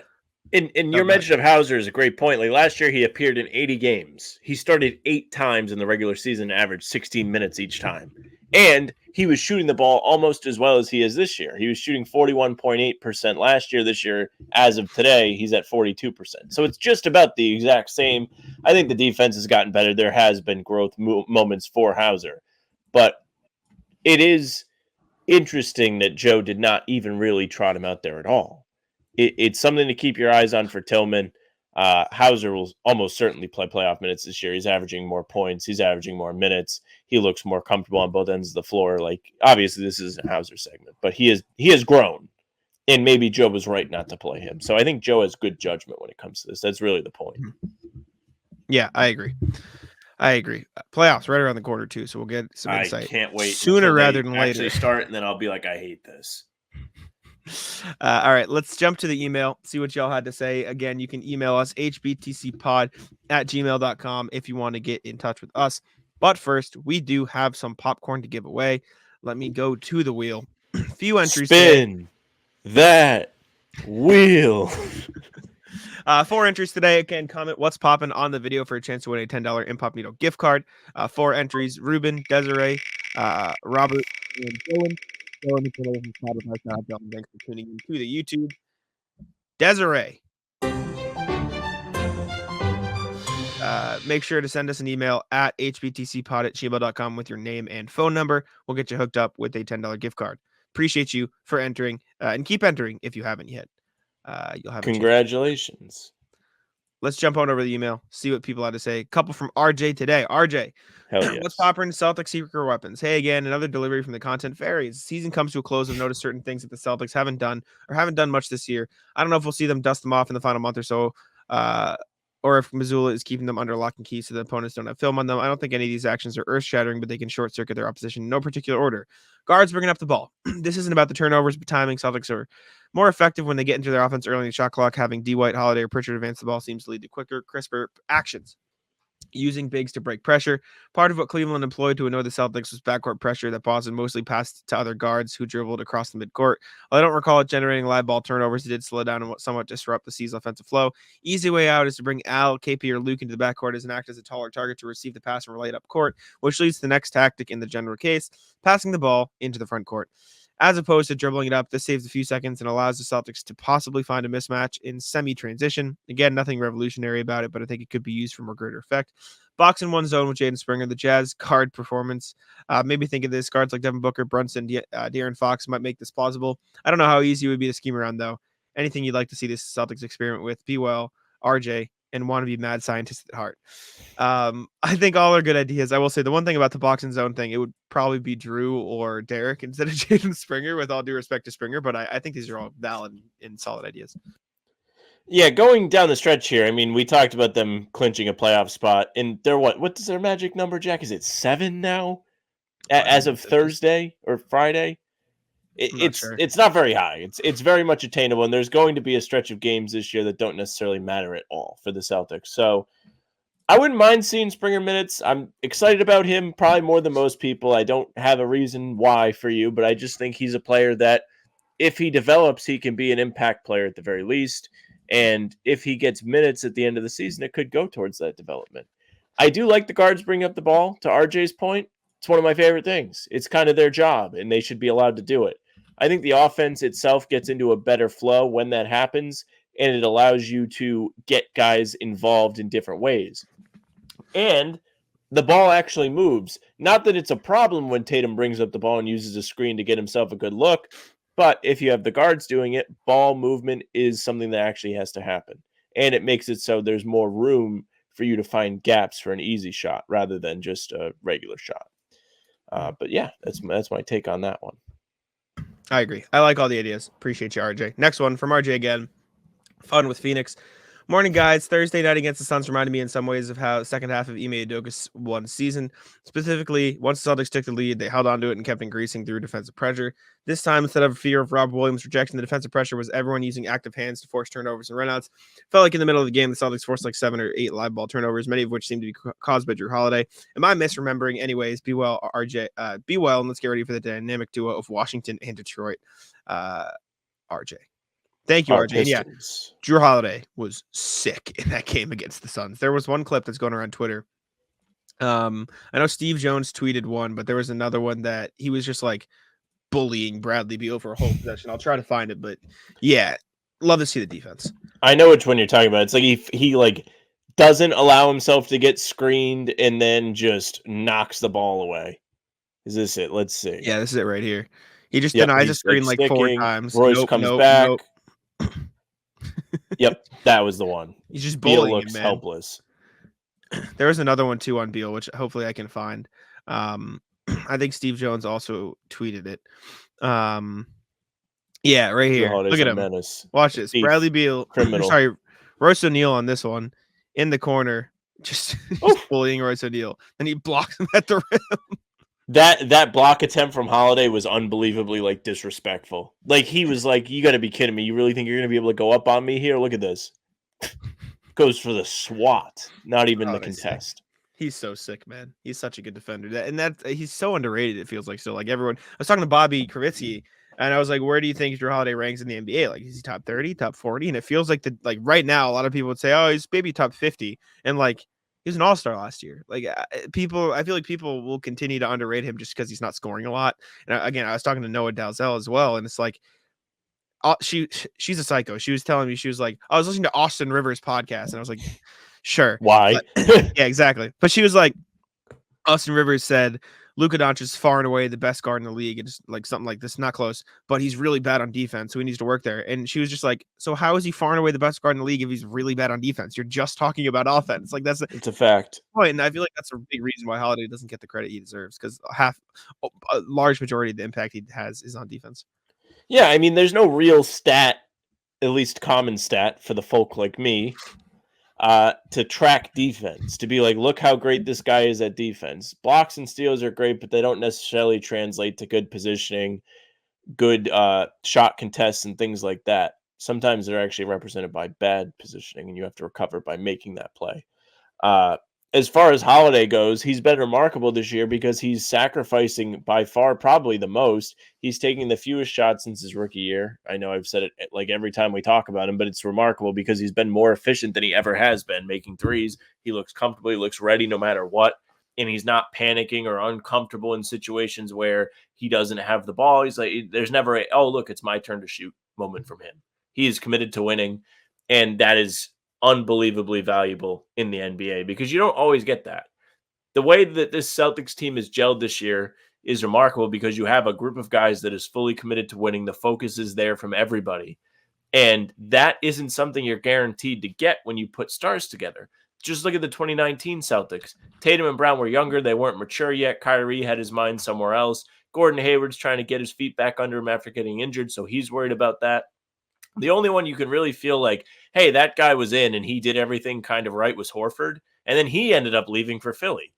So it was just a bizarre team. The personalities weren't right, and the star power didn't mesh because nobody wanted to sacrifice. They all wanted to make their name from that season. But this year, they all just want to win, and it rules.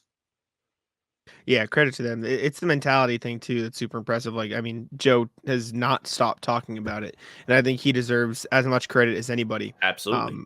For the way they've had their success. So good for the Celtics. Good all around. Let's go to the NBA section. Let's check out how teams have been doing around the league.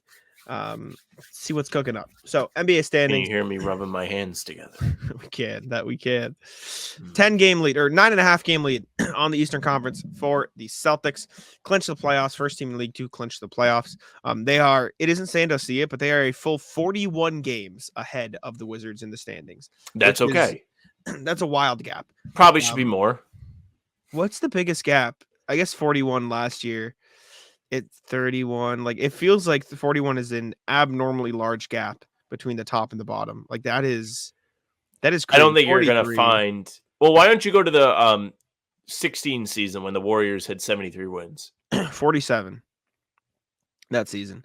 And the Celtics could crazy part is Celtics could get it to 47. Oh, this is No, scroll down. 15.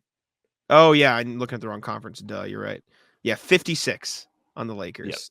Yep. 56 is crazy. Hate to see the Lakers be that far behind. I don't know why you had to show that. Nobody wants to see that on their Sunday morning. Nonetheless, top of the East is winning 8-2 for the Celtics, 7-3 for the Bucks, 7-3 for the Magic too. They just keep piling on wins. Good for them. Cavs and Knicks have started sort of middling, evening it out, 5-5 each in their last 10. Sixers and Heat have fallen into the play-in as the Magic and Pacers are climbing above them, though that is still a very tight 5-team race between the Knicks, Magic, Pacers, Sixers, and Heat. Then the Bulls and the Hawks are having their own little pillow fight for the 9-10 seeds. The Nets are kind of there, but not really, and then everyone else sucks. Everyone else. Pistons are back. The Pistons have won 3 out of 4 games for the first time in 2 years. This is the first time they have won 3 out of 4 since Cade has come into the league, I believe. So they are on a roll. Their record is by far the best of the bottom 4 by 1 game, by far the best. But notice how they don't have that big, fat, disgusting-looking E next to their name like the Washington Wizards do. The Pistons are still in it. They could climb back. Only 17 games out of that 10th spot. Good for them. You're a moron. Western Conference, OKC and Nuggets, Denver are tied for the top seed at 46-20 apiece. Celtics are the last team surviving without 20 losses, and they've only will they hit 20 losses? Some are saying no. It's a good question. Nuggets 9-1 in their last 10. OKC 7-3 in their last 10. The rest of the top 6 sort of average 6-4 Timberwolves, 5-5 Clippers, 6-4 for the Pels and the Kings. Phoenix 5-5, Dallas 5-5, Lakers 6-4, Warriors 5-5. Big pillow fight there in the Western Conference. No one wants to pull ahead, man. They're just I've never heard that before. Pillow fight. I just said it like 2 minutes ago. Did you say pillow fight? Yes. I said the Bulls and the Hawks are having a pillow fight for the 9-10 seed. I like that. Before today, I don't know if I've heard it then. Rockets are pushing a little bit, 6-4, won their last 4 games. However, they are 3.5 games out of that 10 seed. I don't think they're going to get there. They're cooked. Jazz, Grizzlies, Blazers, Spurs have also been eliminated, and the bottom of the West just sucks. We've gotten to the season where the bottom of each conference is just dead, and they're accepting their death. Yep. Utah fell off a cliff. They haven't really been playing marketing much. I mean, realistically, they're only 6 games behind the Warriors. So, like, if they really wanted to put, pedal to the floor, yeah, they could try, but they will. They're not. cooked. They will not they're get cooked. there. Okay. I think that wraps it up for standings. First piece of NBA news, Rudy Gobert fallout. So we talked about his battle with the refs recently. We have some updates. Charles Barkley had a take on it. He said, I thought he should have been suspended. The one thing we can never do is make people think it's fixed. They talked about the $100K fine. Chuck's had some takes lately. He's spitting them out. Suspension's egregious. Like, come on, man. What are we doing? So I'll say this. I don't know if they necessarily need to suspend Gobert, but I think Chuck does make a good point.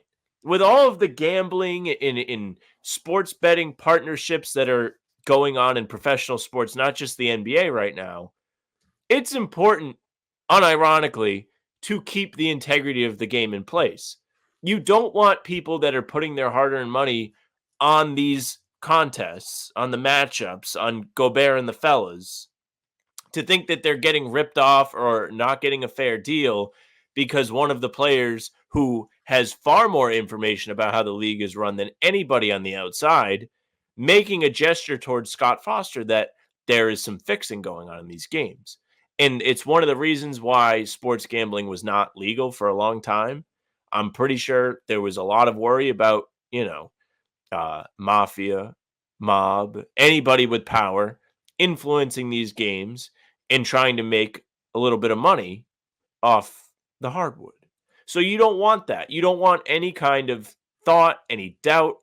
You want this to be as rock solid as possible. And Gobert doing this, I don't think jarred me. It didn't jar you. But I'm sure that there are some people that have lost a pretty penny on the old prize picks there. And they're like, can you believe this? They're fixing these games. I'm putting my money on the app. I'm sure there are people that think that it's fixed. And it doesn't help that Scott Foster was friends with Donaghy there years and years and years ago when they actually were fixing games. Like, this is a league that has had a history of guys fixing games. Chuck has a good point. Like, this isn't something you should take lightly. Do I think he should be fined? Or yes. Do I think he should be suspended? Maybe not. But it is something that you don't want to see a whole lot of. I get it. I get your point. But, like, anybody who actually thinks the NBA fixed probably also thinks the earth is flat. I'm sorry. Kyrie's probably running around the league just being like, can you believe I haven't won a ring since I left LeBron? I'm They're just fixing saying, these games. If there is a Venn diagram of flat earthers and people who actually think professional sports are rigged, you see a pretty big overlap. Like, come on, like let's not be stupid. Also, Chuck's on a burner. Chuck also said he talked about the Joe Mazzulla trying to block Royce O'Neal. I would have knocked the hell out of him. I'm not gonna lie, I would have hit him. I'll tell you why I don't like it. What if he stepped on an ankle and hurt him badly? He can't do that. Come on, man. Shut the fuck up, Chuck. Shut up. Maybe Royce O'Neal shouldn't be shooting on the Celtics basket. Yeah, if this was hockey, they would fight him because he shot after the whistle. Wemby talked about Gobert too. Did he? Somebody asked him about defensive player of the year, etc. Which Wemby doesn't really have a real chance because the Spurs have sucked. But he said, I know Rudy is a very good chance of winning it this year and it would be deserved. Let him win it now because after that, it's no longer his turn. He said, I'm coming for that ass. That is the Pat Bev telling the Warriors, you had the last 5 years. The next 5 years are mine. That was an insane quote considering he's older than Steph Curry, the same age. Like let's not. Pepe was like 30 when he said that. Shut up. It's true. Come on, man. Next thing, Sam put it on here. Lack of whistles. Is this what is this? What do you mean, what is this? You haven't been watching games? So since the All-Star break has come back, there's been a significant decline in the old fingerprints of the zebras on these games. Tom Haberstra put out a scoring in the down, a big reason referees have subtly swallowed their whistle on just about everything. Shooting fouls, non-shooting fouls, text, defensive 3 seconds are all down significantly since the All-Star break. Wendy has been talking. He's talked on the Hoop Collective. He's talked on all the ESPN shows. And his message is that Adam Silver sent a video out to all the officials and was like, listen, stop this. Stop calling the ticky-tack stuff. Stop playing into the foul baiting. This isn't what we want. And since the All-Star break, we have seen a lot of letting them play as we gear up for the playoffs here, a month away. The fellas are playing out there. They're being physical, and they're not being punished for it. It's kind of cool to watch. It's fun. I like it personally. I thought we saw in the Phoenix Celtics game in particular some physical play that was let go on both ends. I thought Jalen got hit a few times, and he as a player has been playing much more physical since the break. But he didn't get the free throw line. Not that I'm really complaining. Do we really need him to do the D-Lo and get publicly humiliated? I don't think so. But also, like, even the clip we showed earlier of Holiday and Beal, Holiday was being really aggressive on Beal.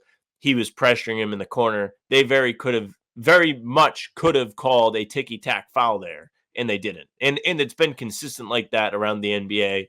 And personally, I think it makes for a better product. Yeah, I'm in on the no fouls. If anything, if nothing else, because the games go by faster, which is nice. Yeah, well, here we go. Say that now. Mid-August, you'll be begging for a game. This is true. I will be too, and I'm over some of it too. Make no mistake. Playoffs. I'm ready give for me the playoffs. I will say they better keep this fucking level of whistles up for the playoffs, because if they go back to some bullshit by the postseason, it's going to be enraging. It's not going to be a fun time. What we're going to need is to see our fellas here in green toughen up mentally, which I think they've done a good job of. I think we see far less complaining from all of the guys on the Celtics this year. I don't think we've seen as much palms up from Tatum. To his credit, he was a very big culprit of complaining to the officials in years past. I feel like the team as a whole has gotten past that, and that's going to be important as we move into the playoffs, as we see the officials start to swallow the whistle a bit, because you don't want your team to get distracted after a whole season of being this well-oiled offense, well-oiled defense, because guys are getting back, guys are staying locked in, to all of a sudden getting distracted because the calls aren't going your way. You're going to have to play through it. There are going to be games where you don't get the whistles, regardless if they are collectively swallowing the whistle or not. You're going to have to deal with that, and it's a maturity thing. And we've seen last year's team didn't necessarily have the maturity at all times. They did get rattled by no calls. And I'm glad that what we've seen so far this year indicates that will not be the case. Yeah, good for the Celtics. They've made progress in that regard, and I think it benefits them, if anything, that they're calling games this way. And I'm here for it. I'm in. Okay. Weird buzz around the Spurs. Again, you put this on the sheet, so I am unfamiliar with what this is.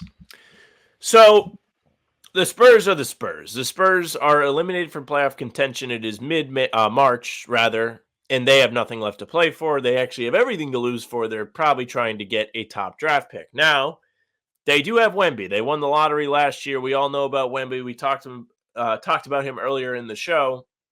He is a 19-year-old superstar from France that is a freak athlete. He's 7'5", and he can do all the things. So there's this weird aura coming off of the Spurs right now where there's some controversy. How should they handle Wemby? Zach Lowe has his podcast, The Lowe Post, and he talked about how the Spurs should try and capitalize on his window early. This is different than the latter point that I will bring up, okay? So his angle is, listen, you have this time frame. Wemby is on his rookie contract. He has showed you this season that he can play, he can block shots, and he has looked far more comfortable as the season has gone on. You should see what you can do to put talent around him while he's not making a ton of money, okay? That is a very reasonable take. I don't think it's outrageous, but it has led, or at least the situation has led to more brain dead takes on this. So I know other ESPN shows, I do not know who has said this directly, but I've seen it going around on Twitter, have suggested that Wemby should be pressuring the Spurs and been like, listen, I'm done losing. Wemby is 19. The man hasn't even finished his rookie season. That would be the fastest I would have ever turned on an NBA player if he was all of a sudden being like, listen, you have to do what I say right now. That would be awful. Yeah, I remember writing about this. I don't think Wemby feels this way at all. There was a lot of discord. I remember there were headlines for will Wemby force his way to San Antonio? Yes. Are we stupid? What are we fucking doing?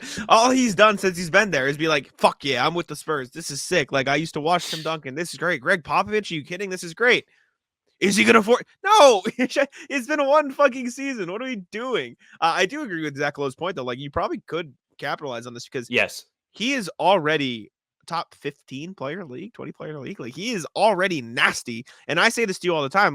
This is probably the worst he's ever going to be, which is crazy. That is an unbelievable thought. a terrifying thing to think about. We're going to be watching Thunder Spurs Western Conference Finals for the next decade. Getting good players around him now and allowing them to not only build a good roster while he's on a cheap contract, but build chemistry, which we've seen is super important for the Celtics too. Like working together, having the same coach in the sense of the Celtics, but like having a similar team. Like we heard the Trae Young rumors, we've heard other things, we've heard maybe DeJounte Murray back. Like they're already looking at ways to improve this team. They're gonna have money this summer. Relatively speaking, they could get up to a max contract spot, although that's pretty useless in today's NBA, especially with this current class coming up because it's nothing. But like trading for Trae Young and then going out and signing like high quality role players, like I would put money on them being a playoff team next year if the Spurs play this right. They should be. They should be able to capitalize on it. Lowe's point is a good one. All of the stuff that Wemby should be like upset or doesn't want to be there or wants to force his way out rather is a bunch of shit. I don't like it. I think Trae Young would make for an interesting fit there. We've talked about this where he can't play defense, but he would have the best help defense of all time, just kind of hanging out behind him. So that would be sick. That would be good for Trae Young. It would be good for the Spurs. It would make for exciting basketball there. It would make for a better Western Conference, which I am all for. I have no problem with that conference getting better one bit. Yeah, and they have their own pick this year, and I'm pretty sure they also have Utah's pick if it's in the top. Oh, no. They have another pick. I'm pretty sure. Toronto's pick. Yes, from the Pirtle trade. Which is so stupid. Yeah, they get the Raptors pick if it's not top 6, and it's currently projected. Wait a second. NBA mock draft. The Raptors are currently projected to have. Okay, I need an NBA mock draft this year. Mock draft 2024. The Raptors are currently projected to land the. Sorry, this is taking longer than I expected. It's in the top 7. 10. They're expected to be 7, and it's top 6 protected. Yeah. Which means if the Raptors don't, if they finish with the 7th best odds and they don't jump into the top 4, they lose their pick. That's so. Do you remember when like the Celtics were a landing spot for Pirtle? No, last year, like before the deadline, there was some buzz around. Oh, like what if they make a move for him? And good thing they didn't, because not that he sucks or anything, but yeah, Pirtle's fine. It's just the Raptors have no need. Like, what was the point? They're weird. They're very Raptors are in a tough spot. I'll tell you that. They're morons. Last NBA thing we got is the Sixers have signed Kai Jones, who is back in the league after. What do we want to call it? A manic episode. Got him booted off the Hornets. Kai Jones is not very good. If you're not getting minutes on the Hornets, I don't know what to tell you. I remember, let me see if I can find these. I wrote Hornets Summer League notebooks back when I wrote for At the Hive for SB Nation. Let me see if I can find my my Kai Jones takes. Because I was not impressed. Well, I was at first. He's an athletic monster. I remember writing about that. He's very good. An athlete. He's a very good athlete. However, the rest of it. Oh, yeah. I remember. I phrased it this way. My takeaway was Kai Jones is confident. And then let me read. I wrote, that's a very kind way of putting things. It's abundantly clear that Jones is comfortable taking 3 after 3, no matter how many he misses. That sort of unwavering belief is great. It means he'll assumedly, that's not a word. It means he'll never lose faith in himself. But going 0 for 10 from 3-point range is still rough. Most of the shots he took. Guy I know. Most of the, don't call him Tatum. That's not. Don't even begin to make the joke. Most of the shots that he took were good looks, but some of them weren't even going in, or weren't even close to going in. Jones's jump shot looks broken. It's clunky, too high, and apparently also inconsistent. It's not Michael Kidd-Gilchrist level bad. Nothing ever will be, but he needs to work on it. That's especially true when considering he'll be at the 4 more often than not with Mark Williams, Mason Plumlee, Nick Richards, et cetera, et cetera. He was bad. He was not a very good watch in Summer League. He's chucking those motherfuckers. I want to see if I can find it now. But he's signing with the Sixers, Sam. So good for Philly. Sixers pulling out all the stops, trying to get back in the playoff race. Can't blame them. Man, he's not good. He posted Wemby that one time though, so that was cool, right? You got him. I remember when the Trace Jackson Davis one happened. I forget Yeah. where I was listening to people talk about it, but they were like, "Has anyone done this?" I'm like, "Yeah, Josh showed up for like 2 games and dunked on him." He played like in Ja's 3 appearances this year. One I of thought them Ja he missed. managed. I thought he missed. This time. No. I think he got him. Oh, still. Yeah, Kai Jones. Sure, good for Sixers Philly. are back. Yeah, they'll try their best there. All right, shall we move on to the March Madness bracket? Pull it up, as if Yeah. I'm not hungry enough. Yeah, I ordered my Chick-fil-A while we were recording, so I'm going to eat it before talking C's when it gets here. But we're going to be doing breakfast food today. If you guys weren't sick of food yet, you'll be sick of food brackets by the time we're done with you. So let me share the screen. We'll go back to here so we can put our super cool overlay on the screen. Boom, boom. Wait for it. Video watchers, here we go. Okay, food time. So do you want me to hit shuffle a few times, or do you want to rock with what they have? Just rock. Okay. We shuffled last time. It bit us in the ass. We got True. monster cakes, I and will then say you had Mickey Mouse cakes. I do already see one on the right side that's going to bite us in the ass. Anyways, waffles versus croissants. Sam, thoughts? Waffles are a top-tier breakfast item. I am a big fan of waffles. Croissants are good, but I'm not eating croissants by themselves. Croissants are good. I am not a waffle guy, but waffles are better than croissants. I think love a waffle. I think waffles are the worst of the big three. Not close. I can see that, but like if I'm eating breakfast at home, I love an Eggo waffle. See, this is the or six. Eggo waffles are great, but like waffles you get at a restaurant that are just pancakes but shaped bad. Why? Just get a pancake because they hold the syrup. But the pancake soaks it in, and then it's part of it. Does on top. It has benefits. Eggo waffles are good though. So and these look somewhat like Eggo waffles anyway. So I'm down with waffles over croissants. Next one, Greek yogurt versus. What the fuck is that? That's biscuits with gravy, I believe. Biscuits and gravy? But what is all the black and shit like the sprinkled on top? Pepper? Maybe. Greek yogurt's fine. I'm a fan of Greek yogurt myself. Biscuits and gravy probably look good. Out on gravy. Okay, fine. I'm fine with yogurt. Although it needs some fruit in it though. Like put something in it. Come on. Okay. Oh. Chocolate chip muffin versus Pop-Tarts? Are those Pop-Tarts? Those are definitely Pop-Tarts, but they're homemade Pop-Tarts. Yeah, they're like off-brand Pop-Tarts. Have you ever had homemade Pop-Tarts? No. Not bad. I guess it really depends who makes them, but not bad. See, I will say, I love me a muffin. This muffin does not look good. The muffin. This looks like a muffin I could one low-tier muffin. Yeah, it's a low-tier muffin. I like muffins though. I fuck with muffins, especially when you get the good like sugar on top, like the Dunkin' muffins. Those muffins hit. Yes, like the crystallized sugar. Mm-hmm. Fire. Are we taking this Pop-Tarts as all Pop-Tarts or the Pop-Tarts on the screen? Just do those ones. Those ones look good. Those ones look all right, but like they also look better than regular Pop-Tarts. Like Pop-Tart brand Pop-Tarts are fine, but they're kind of cheap. Oh, also for what it's worth, I do see Eggo waffles and normal waffles on here now that I'm inspecting, so we can take that into account. I'm fine with the Pop-Tarts. That's fine. I like a muffin. Muffins are very simple though. They're very bland. That one doesn't look great either. So I'm in. I'm fine with that. Pop-Tarts. A sausage, egg, and cheese on an English muffin versus breakfast crepes with fruit in them. Crepes. Thoughts? So, I love a breakfast sandwich. Me too. I truly do. I have one every day. I also am a fan of crepes, but I don't know.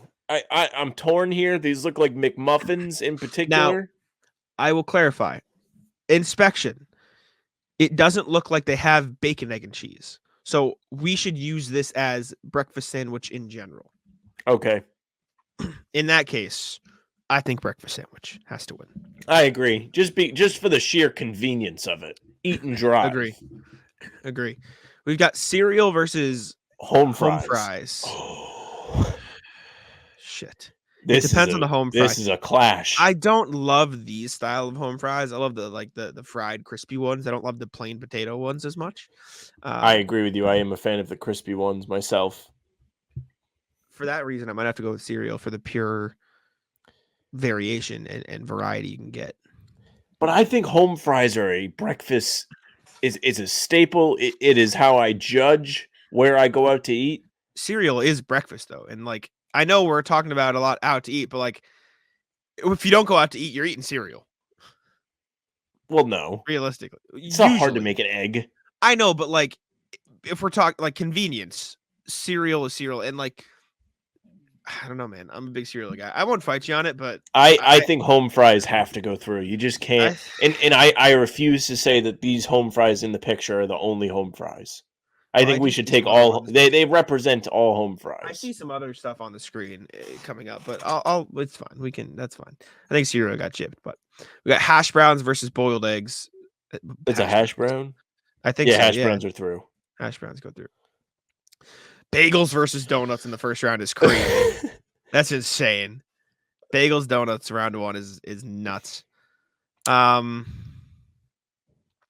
make my case? We're both gonna. I think we're gonna disagree. But so I am not eating a bagel alone. A bagel is a prime item for a breakfast sandwich bread, but a bagel is not a breakfast item. You're not gonna eat a bagel and cream cheese? Yes, it is. No. Bagel and cream cheese. You're an idiot. It absolutely. I'm not is. having that. That's you're a donut. Donuts it's are the same thing. The best pastry item that there is. I love donuts. No. Donuts are a peak treat dessert item. This is crazy.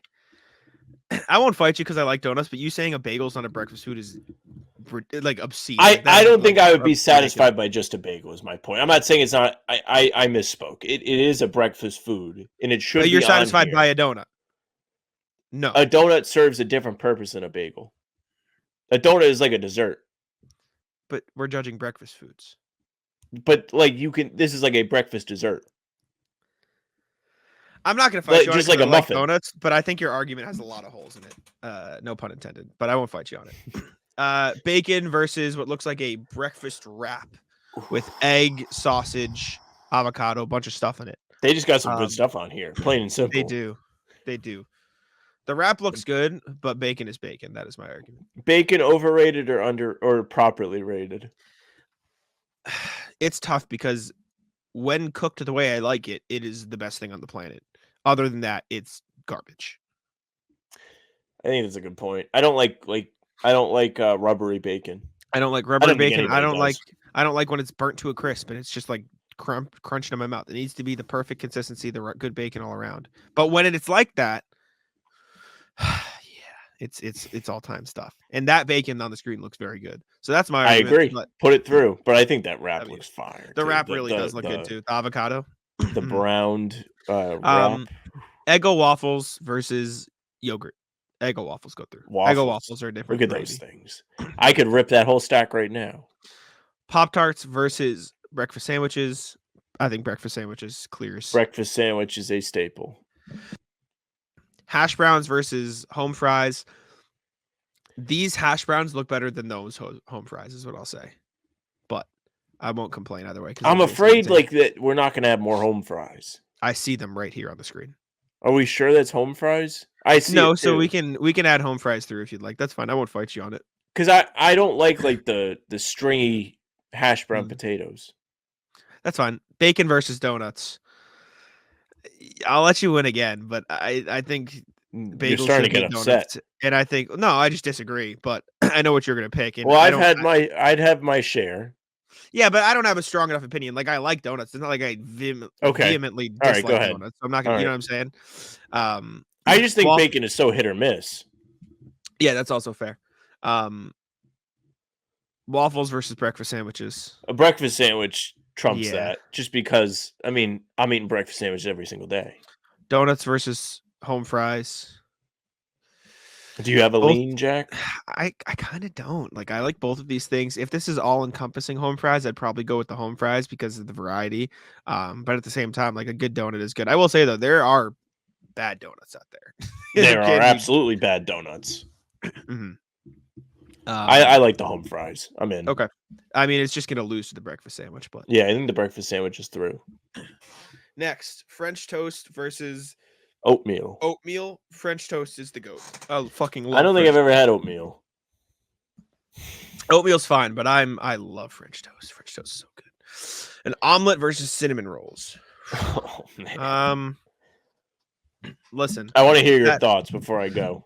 I love an omelet. The omelet on the screen right now is a sad excuse for an omelet. It is a sad excuse for an omelet. I have found myself ordering omelets more and more as I go out for breakfast. I'm a fan of omelets. I like omelets. I love me a cinnamon roll, but I'm down to put the omelet through. I think the omelet is more of an iconic item. Next up, we got okay. Never mind, I was wrong. This isn't hash browns. This is corned beef hash versus eggs Benedict. Eggs Benedict. Have you had either of these things? I have not had either of these things. This is up to you. Both are very good. Corned beef hash is very good. So is eggs Benedict. I've had them both together actually, like a corned beef hash, eggs Benedict. Imagine if we didn't put the home fries through. Yeah, true. I mean, I wouldn't have cared, but I know you love them a lot. I would have been. I just think they're so important to like your breakfast platter. It is literally how I judge a lot of breakfast places when I go out. I'll go with the corned beef hash. I'm a big fan. It's good. Sausage versus quiche. Hot take. I think quiche is pretty bad. I don't think the puff pastry works. I've never had quiche. It's just like imagine a pie crust with egg in it. Yeah. I think sausage is my favorite of the breakfast meat. It's my least favorite. I'm not a sausage guy. I especially love chicken sausage. Chicken sausage is good. I don't like normal sausage.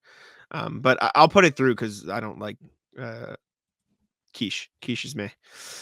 Pancakes versus breakfast tacos. Pancakes clears. Chocolate chip, dude. Chocolate chip pancakes. Chocolate chip pancakes. Scrambled eggs versus chicken and waffles. I'm a big scrambled eggs guy, but chicken and waffles does look good. Those waffles are the waffles I dislike, though. I think those waffles are very overrated. I don't care for those waffles either. I think you have a good point. This is hard. I'm down with either. I love chicken. Chicken is my favorite food. I don't find myself eating chicken and waffles, though. Me neither. And so I'm down for scrambled eggs. I am scrambled consistently ordering scrambled eggs. Scrambled eggs is good. Next, we got an English muffin versus a... What's this called again? Why am I blanking? Oh, that is a Danish. No. It's a toaster strudel or something. Toaster strudel. Yeah, toaster strudel. That's it. I fuck with the toaster strudel, but English muffin also very good. English muffin grilled is the way to go, though. Those are fire. Grilled? Yeah, they put it on the griddle, so it's like flat, and the butter like soaks into the thing, and it's like crispy. Very good. That's how I order it when I go to breakfast. Yeah, English muffins are fire. Last one. Over easy eggs versus toast. What a dog shit. The saddest excuse for fucking toast. That is the saddest toast I've ever seen. It looks like it's probably gluten-free. I'm in on toast in general, though, so I'll be down to put the toast. I have come around on toast, actually, because toast is good.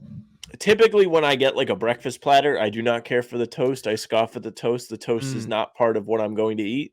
No. But I have started to put jam on the toast. Yeah. And that levels the toast up. But a fried egg is a fried egg. Fried egg is good. I don't love it's over easy. It's great for a sandwich. I'm not a big over easy guy. Actually, yeah, you're right. Putting it on something over easy is good. Oh, I lost the matchup mode. Yeah. I that's a good argument. French toast versus omelet. French toast for me.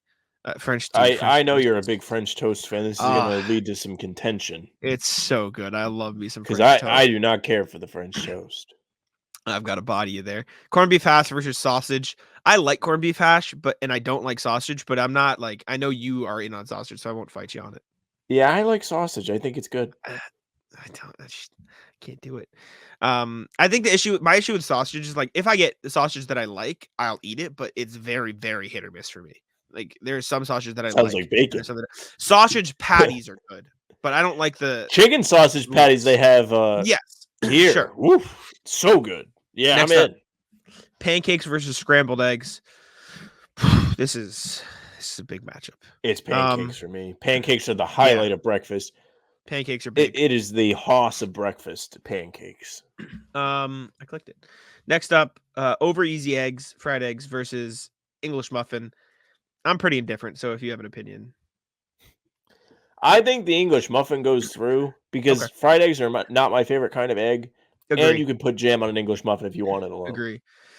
French toast versus sausage. I'm a big it's better than French sausage. Yeah, okay, good. I'm a big French toast guy. Next, we got pancakes versus English muffin. Pancakes is going through. Pancakes is a This monster. is where we're gonna get into a problem because I would pick French toast. However, I think bar for bar, item for item, French toast is better than pancakes. But I think chocolate chip pancakes and French toast are level.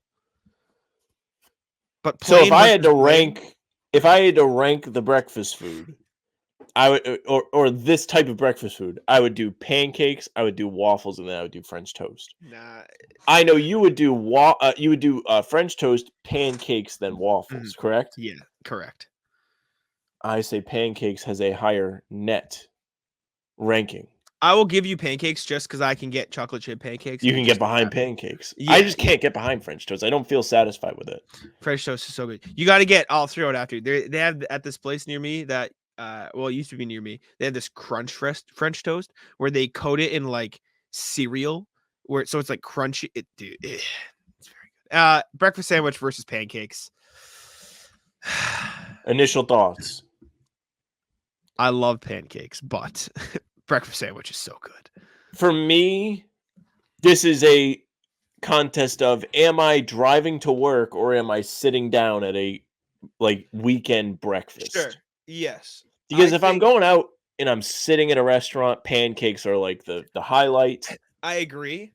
However, I am not ordering pancakes usually. I am ordering a skillet or like eggs, Really? potatoes, meat. Yeah.